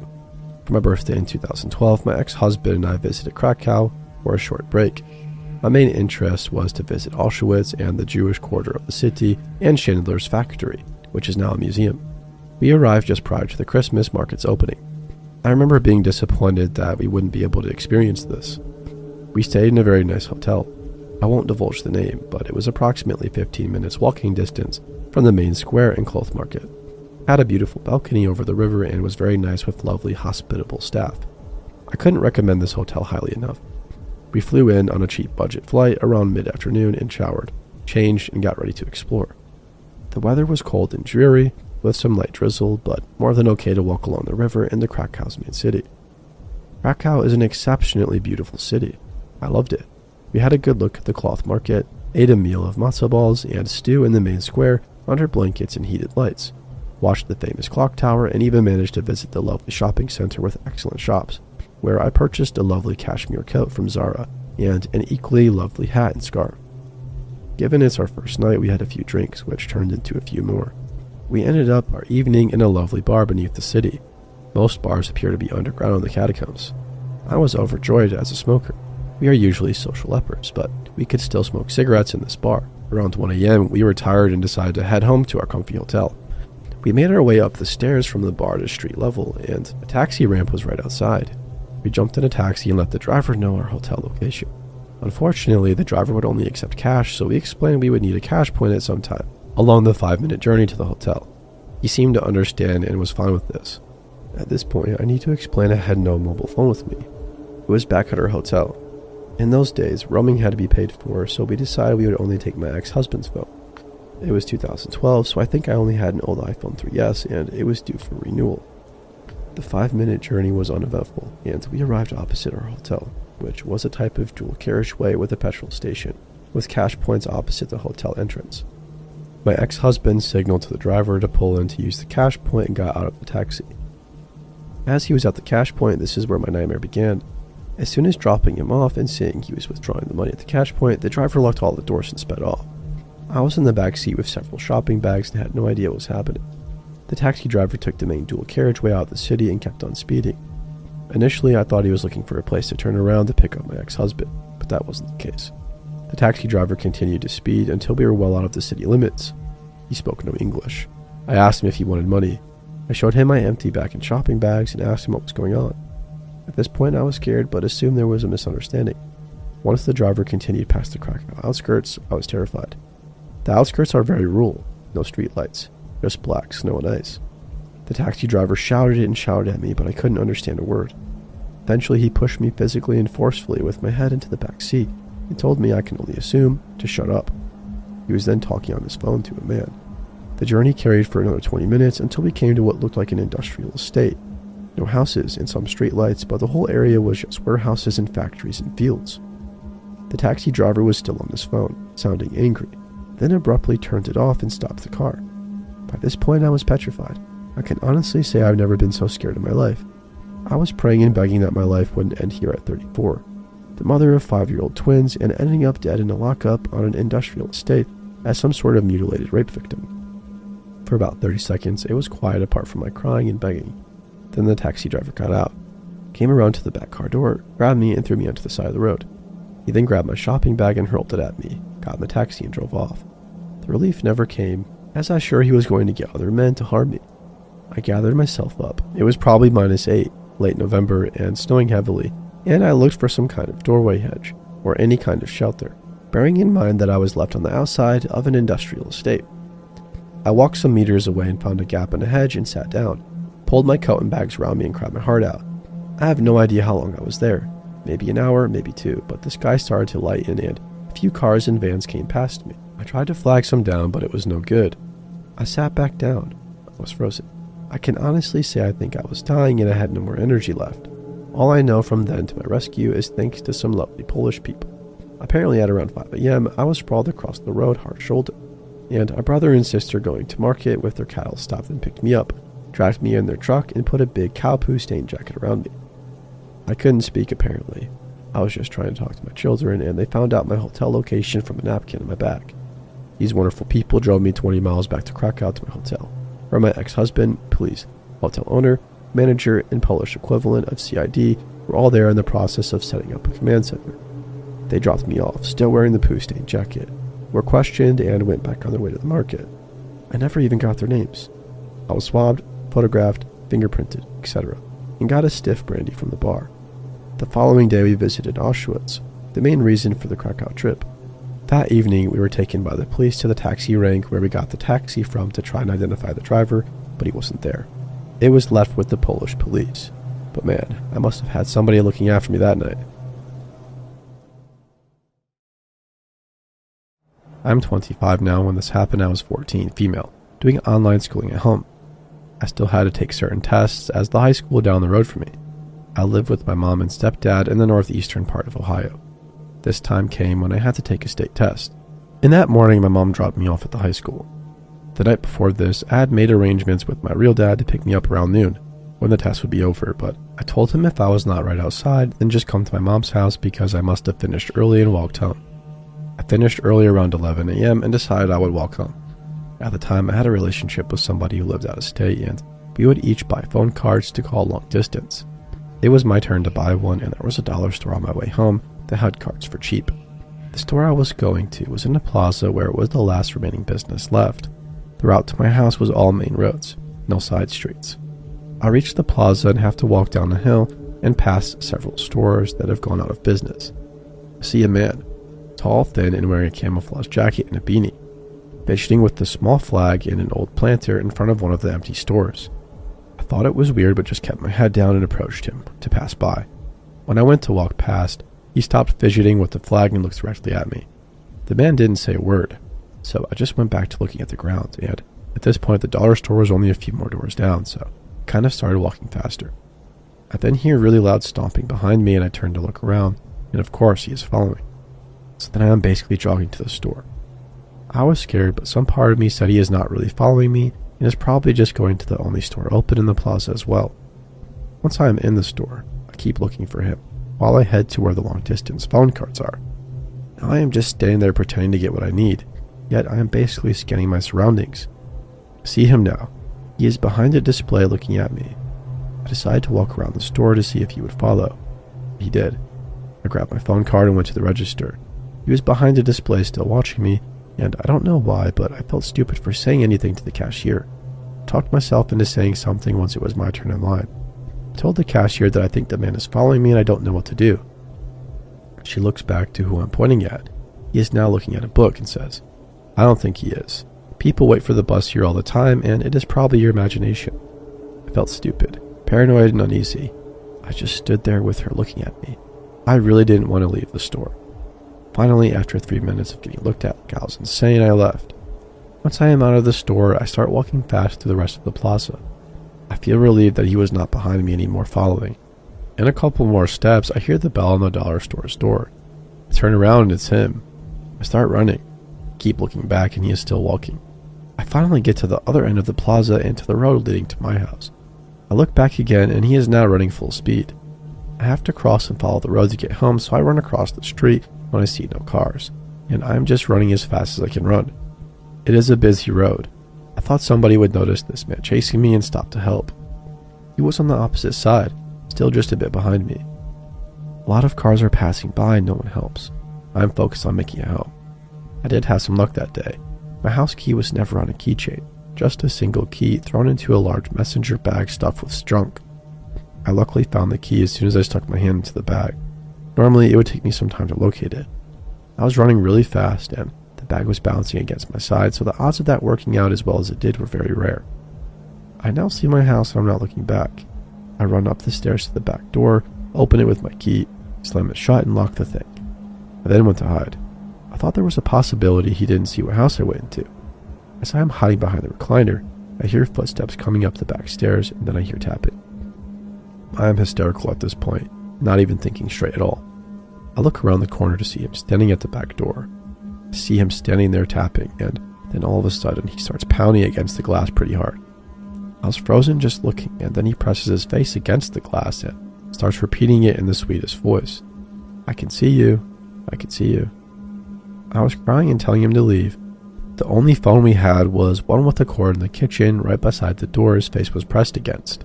I didn't want to move from where I was. I was thinking maybe I should run through the front door and then thought he would catch me before I made it somewhere else.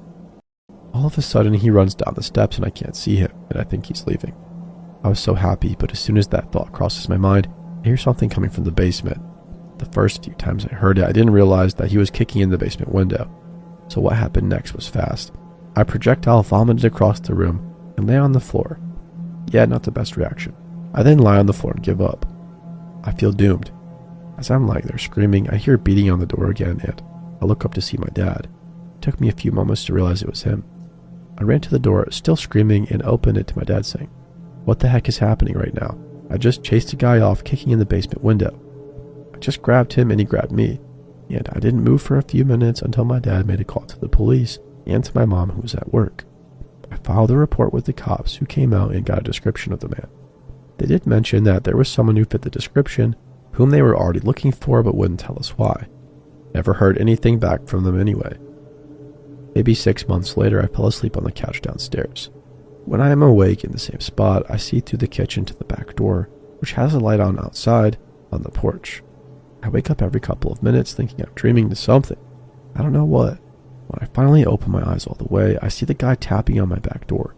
Same eyes looking right at me.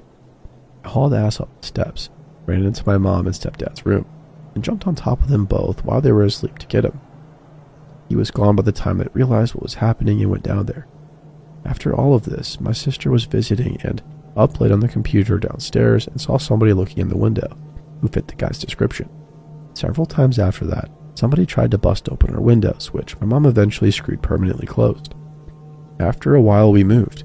I've never seen him again, and now I live 500 miles from that place. I have a lot of problems from this still. I won't go anywhere alone, unless it is to work. I know I need to get over it, but it is hard. I thought being 14 I was too old for anyone to kidnap, and it was also during the middle of the day in a busy area. I assumed I was safe. I lie to my family now to make it sound like I could go out here doing exciting things, and the truth is, I don't really leave the house unless I'm with my friends or boyfriend. My cousin Danny was the outdoorsy one, always had been. So when he suggested we do a backyard camp out at my aunt's place the summer I turned 11, it made sense that he'd be the one running the whole thing. His older sister Maya had done it with her friends the year before, and Danny had been talking about doing his own version ever since. I was just happy to be included. My aunt's backyard was one of those old, deep lots that backed up against a tree line. Not a full forest, just a thick stretch of oaks and brush separating her property from the neighborhood behind it. It felt bigger at night. It always did. We set up the tent ourselves, which took longer than it should have. Danny's dad got the fire going around 8. His parents stayed out for maybe an hour, had a couple of beers in the lawn chairs, then went inside when the mosquitoes got bad. Before leaving, his dad told us to knock on the back door if we needed anything. We said we would. That was probably around 9:30, which means by the time things started getting strange, we'd already been out there alone for a while. The first thing I noticed was the fire.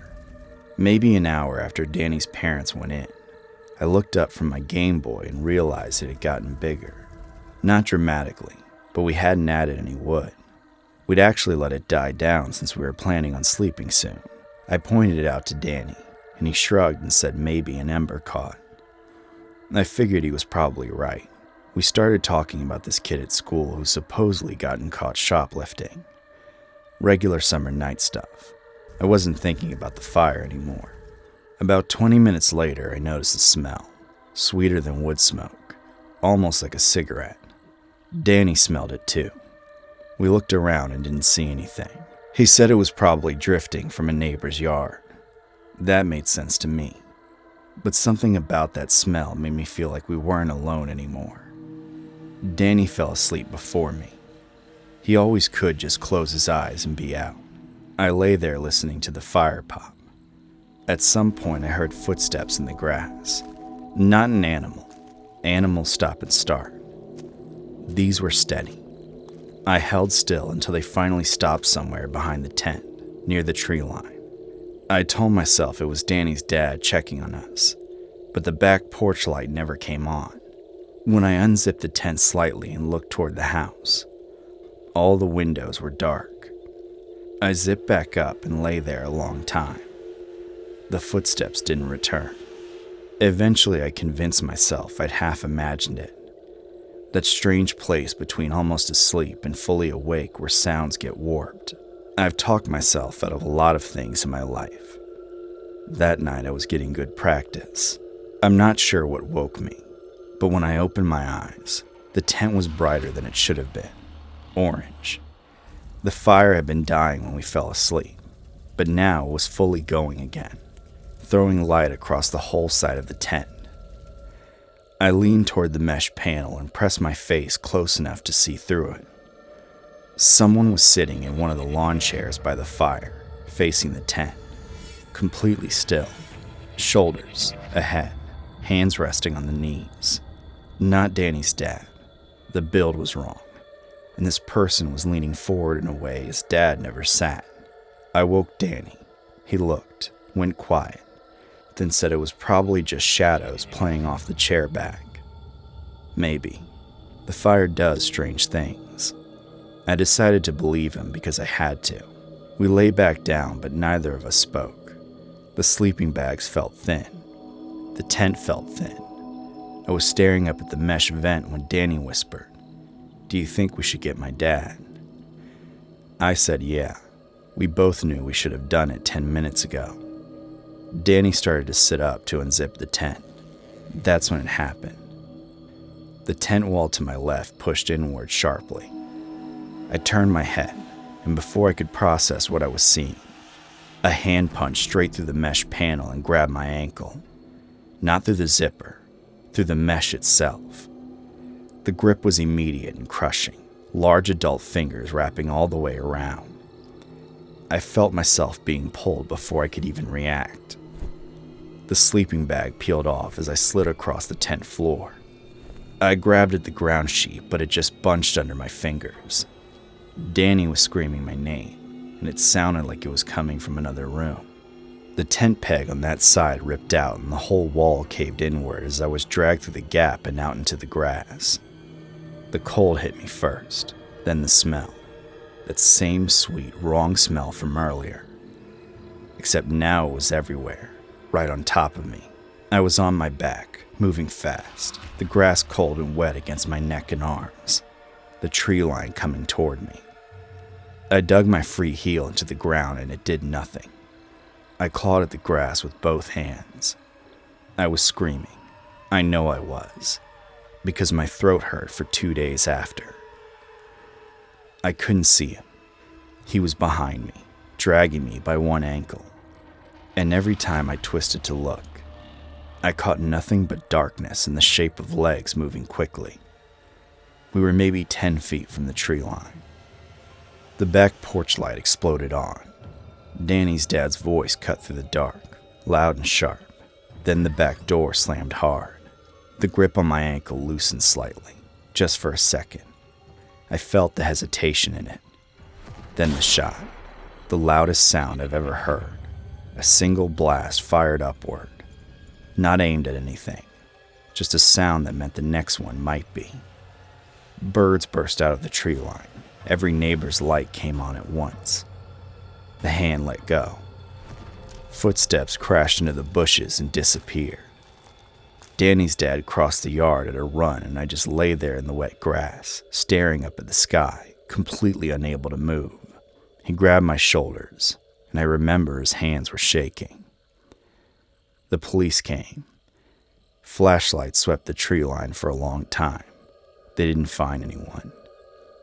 The thing I keep coming back to is the smell.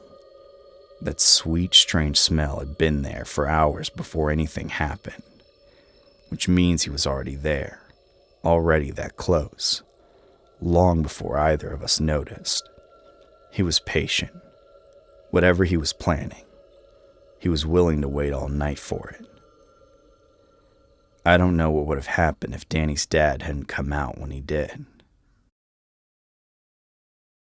I still think about the charcoal smell sometimes, not in a nostalgic way. It started the way most stupid decisions do, with Craigslist. I was helping my buddy Marcus get his new place set up after his divorce, and he needed basically everything: furniture, kitchenware, whatever. He didn't have the energy to shop around, so I volunteered to spend a Saturday morning scrolling through listings in his area. That's how I found the Weber kettle grill for $40. The photos were decent, slightly ashy, clearly used, but solid. The seller had a few other things posted: a shop vac, some patio furniture. So it seemed like a normal person offloading normal stuff. I messaged him, and he got back to me within maybe 10 minutes. Short answers. Friendly enough. Said his name was Derek and that I could come by that afternoon if I wanted. I said sure. He sent me an address. I almost didn't notice anything off when I pulled up. The house was in one of those subdivisions where everything looks identical. Same beige siding, same 2-car garage, same little ornamental tree by the mailbox. I parked along the curb. The driveway was empty. I texted Derek that I was out front and waited. Nothing came back. I figured he was in the backyard, which honestly made sense if he was trying to sell a grill. So I walked up the driveway and called out a hello. No answer. Around the corner of the house, there was a wooden gate that was already open. Just slightly. Not wide open. Ajar. Like someone had meant to close it and didn't quite finish. I pushed it and stepped into the backyard. The yard was bigger than I expected. Long and narrow, with a wooden fence on both sides and a tree line at the far end. The grill was right there in the middle of the patio, exactly like in the photos. And there was a folding chair next to it with a half-finished drink sitting on the armrest. Condensation on the glass, still fresh. I stood there for a second, called out again. Nothing. I walked toward the grill to look it over. I crouched down, checked the bottom vent, lifted the lid. Everything fine. That's when I noticed the sliding glass door at the back of the house. It was open about a foot. Not wide, just open, with the screen door pulled across. I could see the kitchen inside, and it was dark, but I had the distinct feeling, the specific, hair-raising feeling, that something in that darkness was looking back at me. I straightened up and pulled out my phone to call Derek instead of text. It rang 4 times and went to voicemail. His voicemail greeting was generic. One of those automated ones with just the number read back, which is nothing I know. Plenty of other people don't set up their voicemail. But standing in a stranger's backyard with a half-warmed drink and an open door, it landed differently. I decided to wait by the gate. That's when I noticed the fence. Along the left side of the yard, there were gaps between the fence boards. Old wood, warped from weather, totally normal. But as I was walking back toward the gate, I caught movement in my peripheral. I stopped and looked directly at the fence. The gaps were dark. I couldn't see anything. I stood there for probably 15 seconds, staring, feeling genuinely foolish. Before I convinced myself it was a dog in the neighbor's yard, or a kid, or literally anything. I got back to the gate and leaned against the house, scrolling my phone, trying Derek again. Voicemail. I typed out a text. "Hey, I'm in the backyard. Take your time." Sent. The red receipt came up immediately. I stared at that for a second. He read it immediately. Didn't respond. Didn't come outside. Just read it. I sent a follow-up. Should I come back later? Same thing. Read within seconds. Nothing back. I'm not proud of how long I stood there rationalizing that. Maybe he was in the bathroom. Maybe he was on a call and just glancing at notifications. I probably would have kept standing there too. Except I looked back at the sliding screen door and noticed it had opened wider. Not all the way. Maybe another foot. I hadn't heard it move. I hadn't heard anything. It was just more open than before. I left. I didn't jog or make it obvious. Just walked at a very deliberate, controlled pace back to the front of the house and got in my car. As I was pulling away from the curb, I glanced up at the second floor. There was a window above the garage, and the curtain moved.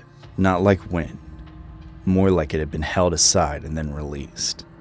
I drove to the end of the block and sat there for a few minutes just thinking. On my way home, I passed a woman walking a dog on the sidewalk about 2 streets over. I don't know what made me do it, but I pulled over and rolled down the window and asked if she knew the house on Fielding Court, the beige one near the end. She looked at me a little sideways and said she thought it had been vacant for a few months, that a family had moved out in the spring. I didn't go to the police. I thought about it, but what would I even say? The curtain moved? I had no proof of anything. I still checked Craigslist for the listing when I got home, but it was already gone. What I keep coming back to isn't the screen door or the curtain, or even whoever was watching through those fence boards. It's the red receipts. Somebody in that house was holding a phone, watching me stand in that backyard, and just waiting, letting me think I was alone while they decided what came next. I don't know what they wanted. I don't know how many of them were in there. Marcus ended up getting a grill from Home Depot. I drove him there myself. My cousin Ryan and I were house sitting for my aunt and uncle the summer before I started college. They were in Italy for 3 weeks, so it was just the two of us in their house out in Murraysville. Big house, big yard, quiet neighborhood. Nothing about that situation should have been a problem.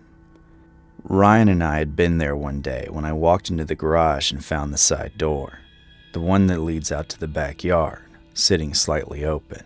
Not wide open, just unlatched, resting maybe an inch away from the frame. I figured one of us had gone out and not pulled it fully shut. I closed it and didn't think about it again.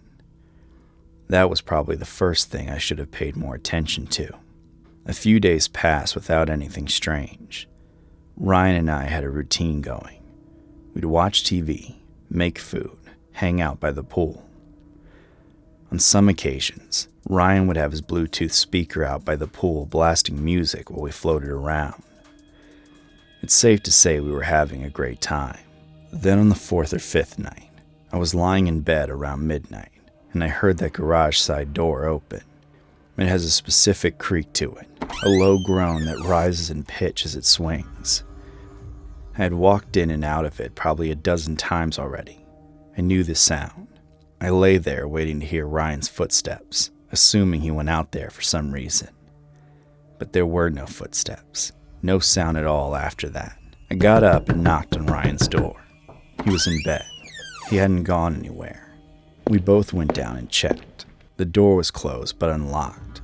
Neither of us had been in the garage since earlier that afternoon, and neither of us had gone down to close it. We looked at each other for a second. Then Ryan reached over and locked it. He said old houses settle, doors shift. It probably hadn't been fully latched to begin with. That's a reasonable explanation. I mostly believed it. I didn't sleep great that night either way.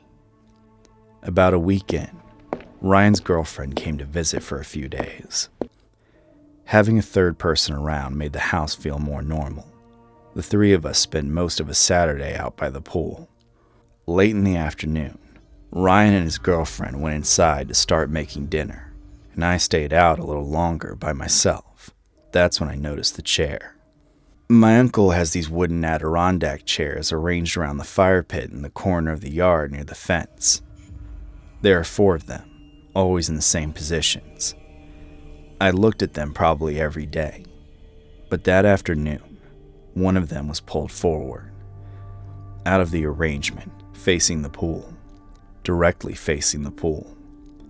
The ground under it had that flat, compressed look like it had been sitting that way for a while, not like someone had just moved it. I went inside and asked Ryan if he or his girlfriend had moved a chair. They both said no. I went back out and moved it back into place and didn't say anything else about it. But I kept thinking about it through dinner. That chair was not in that position the day before. I was certain of it. Ryan's girlfriend left a day early without giving a full explanation. That night it was just Ryan and me again. Around 9 p.m., I noticed the garage side door wasn't fully latched. I pushed it shut. An hour later I walked by and it was open again. The same amount, just resting slightly ajar about half an inch. Ryan said the latch was probably worn. That was a reasonable explanation. I accepted it. I went to bed that night with my bedroom door closed. I don't normally sleep with it closed, but that night I just wanted it shut. I woke up at 3:14 a.m. to a low scraping sound, like something heavy being dragged across concrete. I lay still for a second, trying to make sense of it, then got up and moved to the window. Down in the backyard, one of my uncle's Adirondack chairs was being dragged slowly across the yard. A man was pulling it, positioning it deliberately in front of the pool, facing the house, and in the pool itself, lit up faintly by the underwater lights. Another man was swimming slow, calm laps like he had nowhere to be. I just stared for a second. I couldn't process what I was seeing. Then I pushed the window open and shouted down at them, "Hey, who are you guys?" That was a mistake. Both of them stopped at exactly the same time. The swimmer turned and looked up toward my window. The man with the chair straightened up slowly. Neither of them said anything. Then the man by the chair reached down and picked something up off the ground near the pool edge. I couldn't make out exactly what it was, but the way he held it at his side told me enough. The swimmer climbed out without rushing. They looked at each other once, then both started walking toward the house. Not running, walking, direct and unhurried, like they had already thought through what came next. I pulled back from the window and grabbed my phone. My hands weren't steady.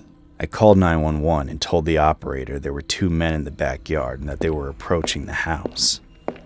She told me to stay on the line and that units were on the way. I screamed down from the window that the police were coming. They didn't stop, didn't even slow down.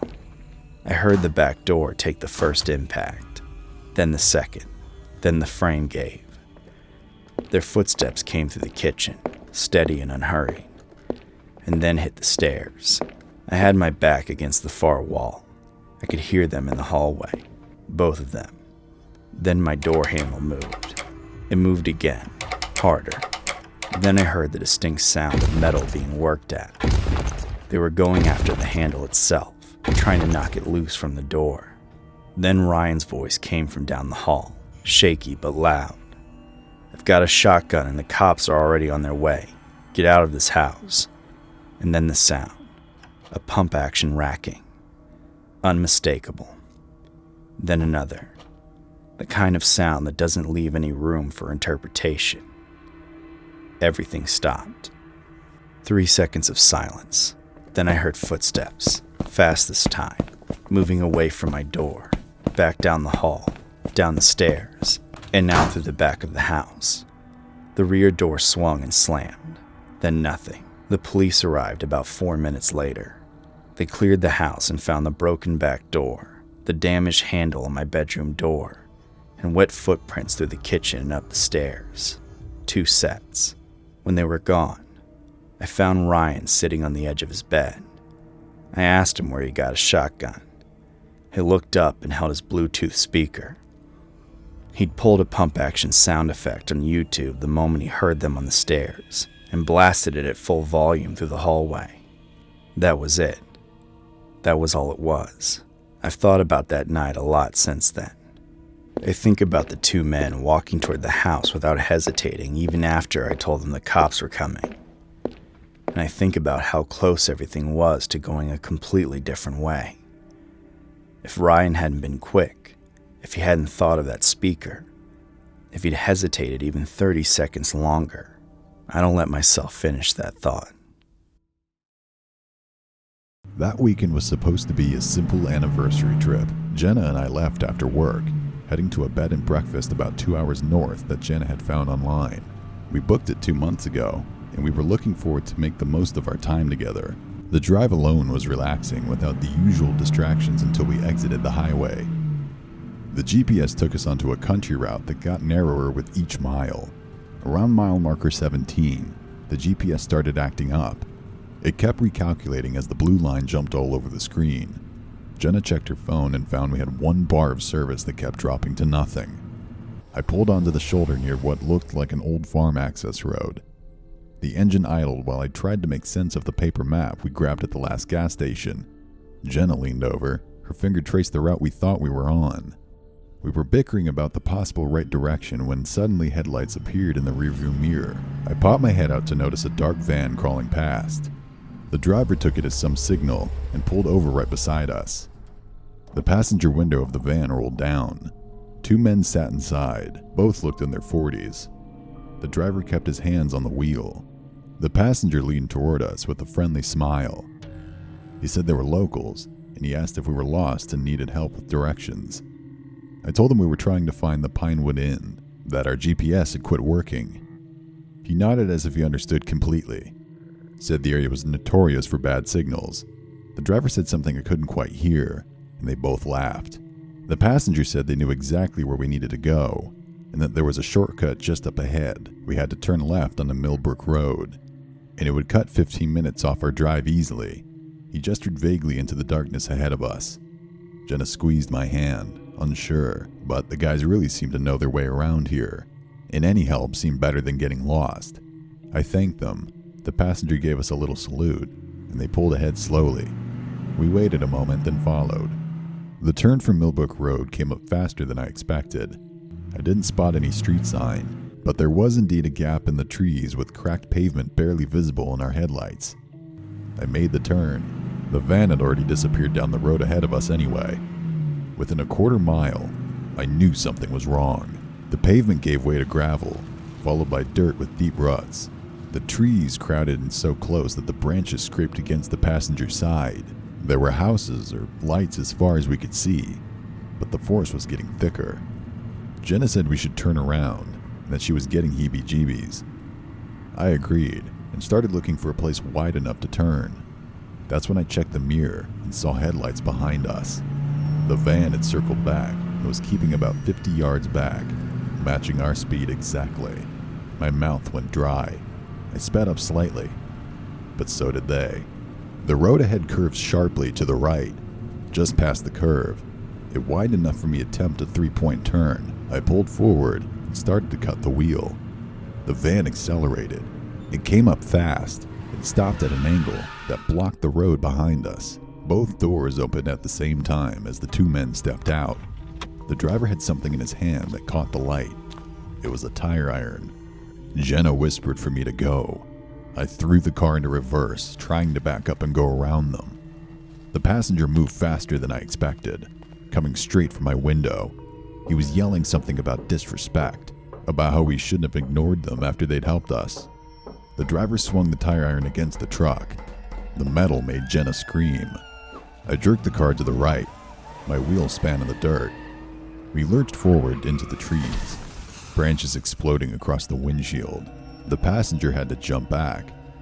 I straightened out and floored it, fishtailing down the road we'd come. In the mirror, both men were running back to the van. We flew down that road, suspension bottoming out in every rut. I didn't slow down until we hit pavement again. I kept going. past Millbrook Road, and the spot where we had pulled over. I didn't stop until we reached the gas station with lights and people. My hands wouldn't stop shaking when I tried to pump gas. Jenna called 911 from inside. The sheriff's deputy met us there 20 minutes later. He took our statement and said he'd send a car to check Millbrook Road. He asked what the van looked like, what the men were wearing.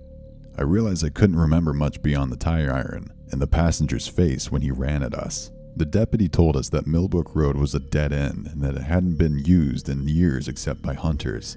Said if we'd gone another half mile, we would have hit a locked gate with nowhere to turn around. We never made it to the bed and breakfast. We were too shaken and drained. We drove back home, took back roads the whole way, and didn't talk much. I recently had to drive that route for a client meeting again, but I made sure I covered the distance in broad daylight. Still, when I passed that curve, it felt like I was reliving a horror I barely escaped.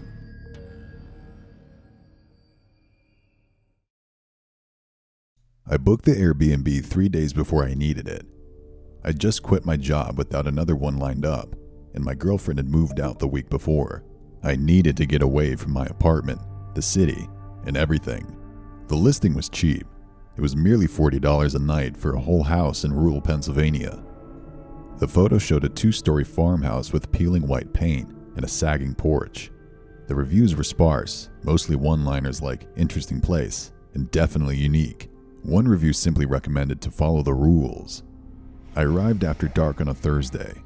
The house sat at the end of a dirt road with no other homes visible in any direction. The key was in a lockbox by the front door, exactly where the host said it would be. Inside, the house felt wrong immediately. The layout didn't make sense. Doorways led to rooms that felt too small or too large for their purpose. The kitchen had 2 sinks but no dishwasher. The living room had built-in benches along the one wall with leather straps bolted to them. I found the house manual on the kitchen counter. Most of it was standard stuff about the Wi-Fi password and trash day, but the last rule was printed in bold. It said the basement door must remain locked at all times. Do not attempt to open it under any circumstances. I looked for an explanation, but there wasn't any. The basement door was in the hallway between the kitchen and the living room. It had 3 deadbolts and a padlock. I tested the handle out of curiosity. It was solid and didn't budge. That first night, I fell asleep around midnight on the couch. The bedroom upstairs had the same leather straps on the bed frame, and I couldn't bring myself to sleep there. I woke up around 3 to a scraping sound underneath me. It was like someone dragging something heavy across concrete. I sat up and listened. After a minute, it stopped. I told myself it was pipes or maybe an animal that had gotten into a crawl space. Old houses make noise. The second night I was up, sitting in the kitchen with a coffee, working on job applications I had no motivation to finish. When around 3, the lights flickered before they went out totally. I turned on my phone flashlight and went to check the breaker box in the hallway. Suddenly, a low humming echoed from the floor below. It sounded like a woman's voice. I pressed my ear against the floor to listen better. The humming stopped. A second later, 3 loud jabs were hurled exactly where my ear was. I sat right up, and the lights came back on. I reasoned that the week of sleepless nights after the breakup, coupled with the constant anxiety of being unemployed, had finally started to mess with my senses, and went back to sleep. The next morning, I drove into town for breakfast. The diner was nearly empty. I sat at the counter, and the bartender who doubled as the cook asked if I was just passing through. The second I mentioned I was staying at the farmhouse on Richter Road, his expression changed. He asked how long I was planning to stay. He said most people didn't make it past 2 nights there. I asked what he meant. He leaned in closer. He said the house used to be a part of a private treatment facility back in the 60s, the kind of place families sent relatives they didn't want to deal with. It burned down in 1967, killing 8 patients. The main house survived, but they sealed off the basement where the treatment rooms had been. He said not everyone made it out during the fire. The official count was 8 dead, but the facility had admitted 11 patients that year. 3 were never accounted for. I asked if he was serious. He just shrugged and said the house had been through 6 different owners in the last decade, and none of them stayed long. I drove back and checked the listing again. The host's profile indeed looked concealed, and the account had been created 2 months ago. I started packing, telling myself I'd leave in the morning and take the financial hit on the unused nights. Maybe I could crash on one of my friends' couches for a week or so. I had walked into the kitchen to grab my charger when a sharp, nasty odor filled the air. It smelled like disinfectant mixed with rot. I followed it to the pantry.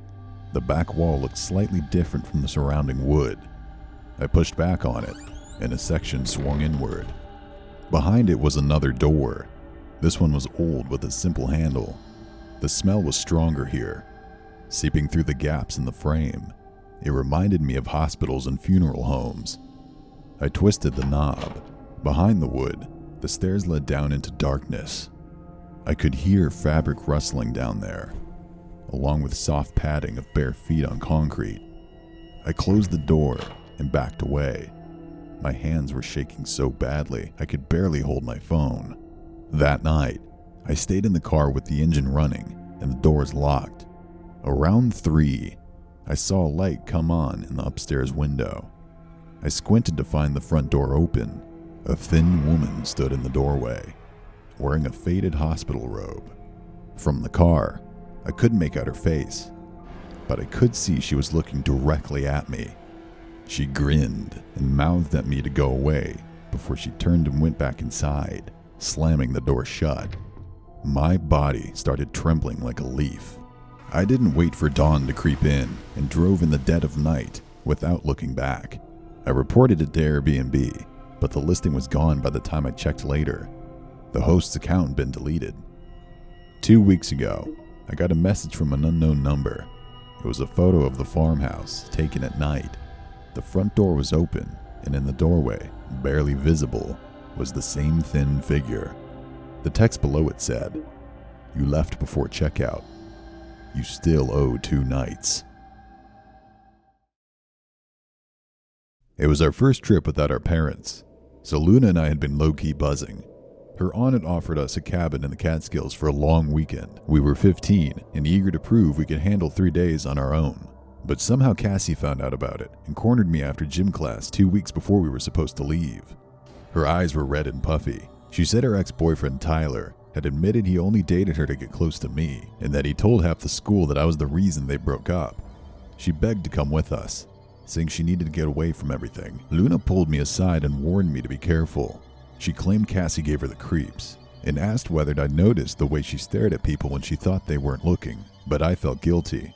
Tyler had asked me out twice before he started dating Cassie, and I said no both times. Maybe if I'd been clearer with him, none of this would have happened. I told Cassie she can come. The cabin sat at the end of a gravel road, surrounded by pine trees. It was smaller than I imagined, with only 2 bedrooms separated by a thin wall, a kitchen, and a living room with a wood stove. The nearest neighbor was a mile down the mountain. Luna claimed the 1 bedroom immediately, so I ended up sharing the other with Cassie. The first night felt tense. Luna made dinner while Cassie sat at the kitchen table, picking at her cuticles and watching us move around. The cabin didn't have cell service or TV, except for an old radio that only picked up static, so we decided to call it early. An hour past midnight, I jolted up to Luna screaming my name. I shot out of bed and ran to her room. She was pressed against the headboard, pointing at the doorway, said she'd woken up to someone standing at the foot of her bed, staring at her in the dark. When she screamed, they backed into the hallway. She whispered to me to check on Cassie. We did and found the girl sitting on the edge of my bed, wearing the same clothes from dinner. Her eyes looked blank and unfocused. She asked what was wrong and said she'd been in the bathroom when she heard Luna scream and she was about to come. I told Luna that maybe she was just too exhausted and hallucinating. Cassie agreed immediately and laid back down. The next morning, Luna had gotten over it and wanted to explore the area. As I was getting ready, I realized I couldn't find my necklace. It was a thin silver chain my grandmother had given me before she died. I always kept it on the nightstand when I slept. I searched everywhere and even asked Luna to help me look, but we couldn't find it. By afternoon, other things started disappearing too. Luna's sweatshirt was missing. My favorite pen, chapstick, goggles, and my phone charger were also gone. That night, I was up reading an ebook on my Kindle under the duvet when around 2, I heard whispering coming from Cassie's side of the room. It was so quiet I thought I'd imagined it at first. but I could hear my name being repeated over and over, mixed with words I couldn't quite make out. I kept my eyes closed and didn't want to move until the whispering stopped. My heart was pounding so loudly, I was afraid the girl would hear it. As the morning rolled in, I waited until Cassie stepped out for air and searched her bag. Unsurprisingly, it had all the missing items, including my silver necklace wrapped in tissue at the bottom. There were other petty things too, like scrunchies and a pair of my underwear I hadn't even realized were missing. Underneath everything, I found a spiral notebook filled with school notes and doodles in the margins, but when I flipped through the pages, what I saw made me sick. The entire notebook was filled with crude, detailed sketches of me sleeping, walking, or getting into Luna's mom's car while Cassie watched from a distance. Each drawing was dated, going back months. Further in, the drawings got worse. In one, my eyes were scratched out. In another, I was lying on the ground with the dark scribbles around my head while Cassie sat on a throne, looking happy and pretty. The last page had writing instead of drawing. It was messy, with some words crossed out and rewritten. It said Tyler had never wanted me, that I'd stolen him, and that if I were gone, everything would go back to the way it was supposed to be. My hands shook as I tried to process what I'd just seen. Suddenly, a loud shriek echoed from outside, followed by footsteps. Luna was calling for help. I dropped the book and ran to find Cassie coming through, holding one of the kitchen knives. I grabbed Luna's wrists and bolted to her bedroom as Cassie came at us, screaming that I'd ruined her life. She said Tyler would have loved her if I hadn't been around, that everyone would have been happy if I were gone. She pounded on the door and scraped on the surface with the knife while Luna and I tried to keep the door closed. We were sobbing and screaming, trying to figure out any way to get help and escape the situation. Luck might have been on our side, because a neighbor from down the mountain happened to be driving by, heard us, and pulled into our driveway before Cassie could get to us. He called out to understand what was happening, which might have scared Cassie because she dropped the knife and ran into the woods before the neighbor could reach her. He called the police and told them everything. They found Cassie 2 hours later, sitting by a creek with mud all over her clothes. She didn't resist when they took her away. She kept muttering that I'd stolen something that belonged to her. Luna's mom picked us up that afternoon. I found out later that Cassie had been admitted to a psychiatric facility. Her parents apologized to mine, saying they had no idea she was capable of something like that. Tyler transferred schools before winter break. That was 4 years ago. Last week I got a package at my college dorm. It was awfully wrapped and without the sender's details. Inside, I found my grandmother's necklace that the police had kept as evidence. I called the facility where Cassie had been right away. They told me she'd been released about a month ago.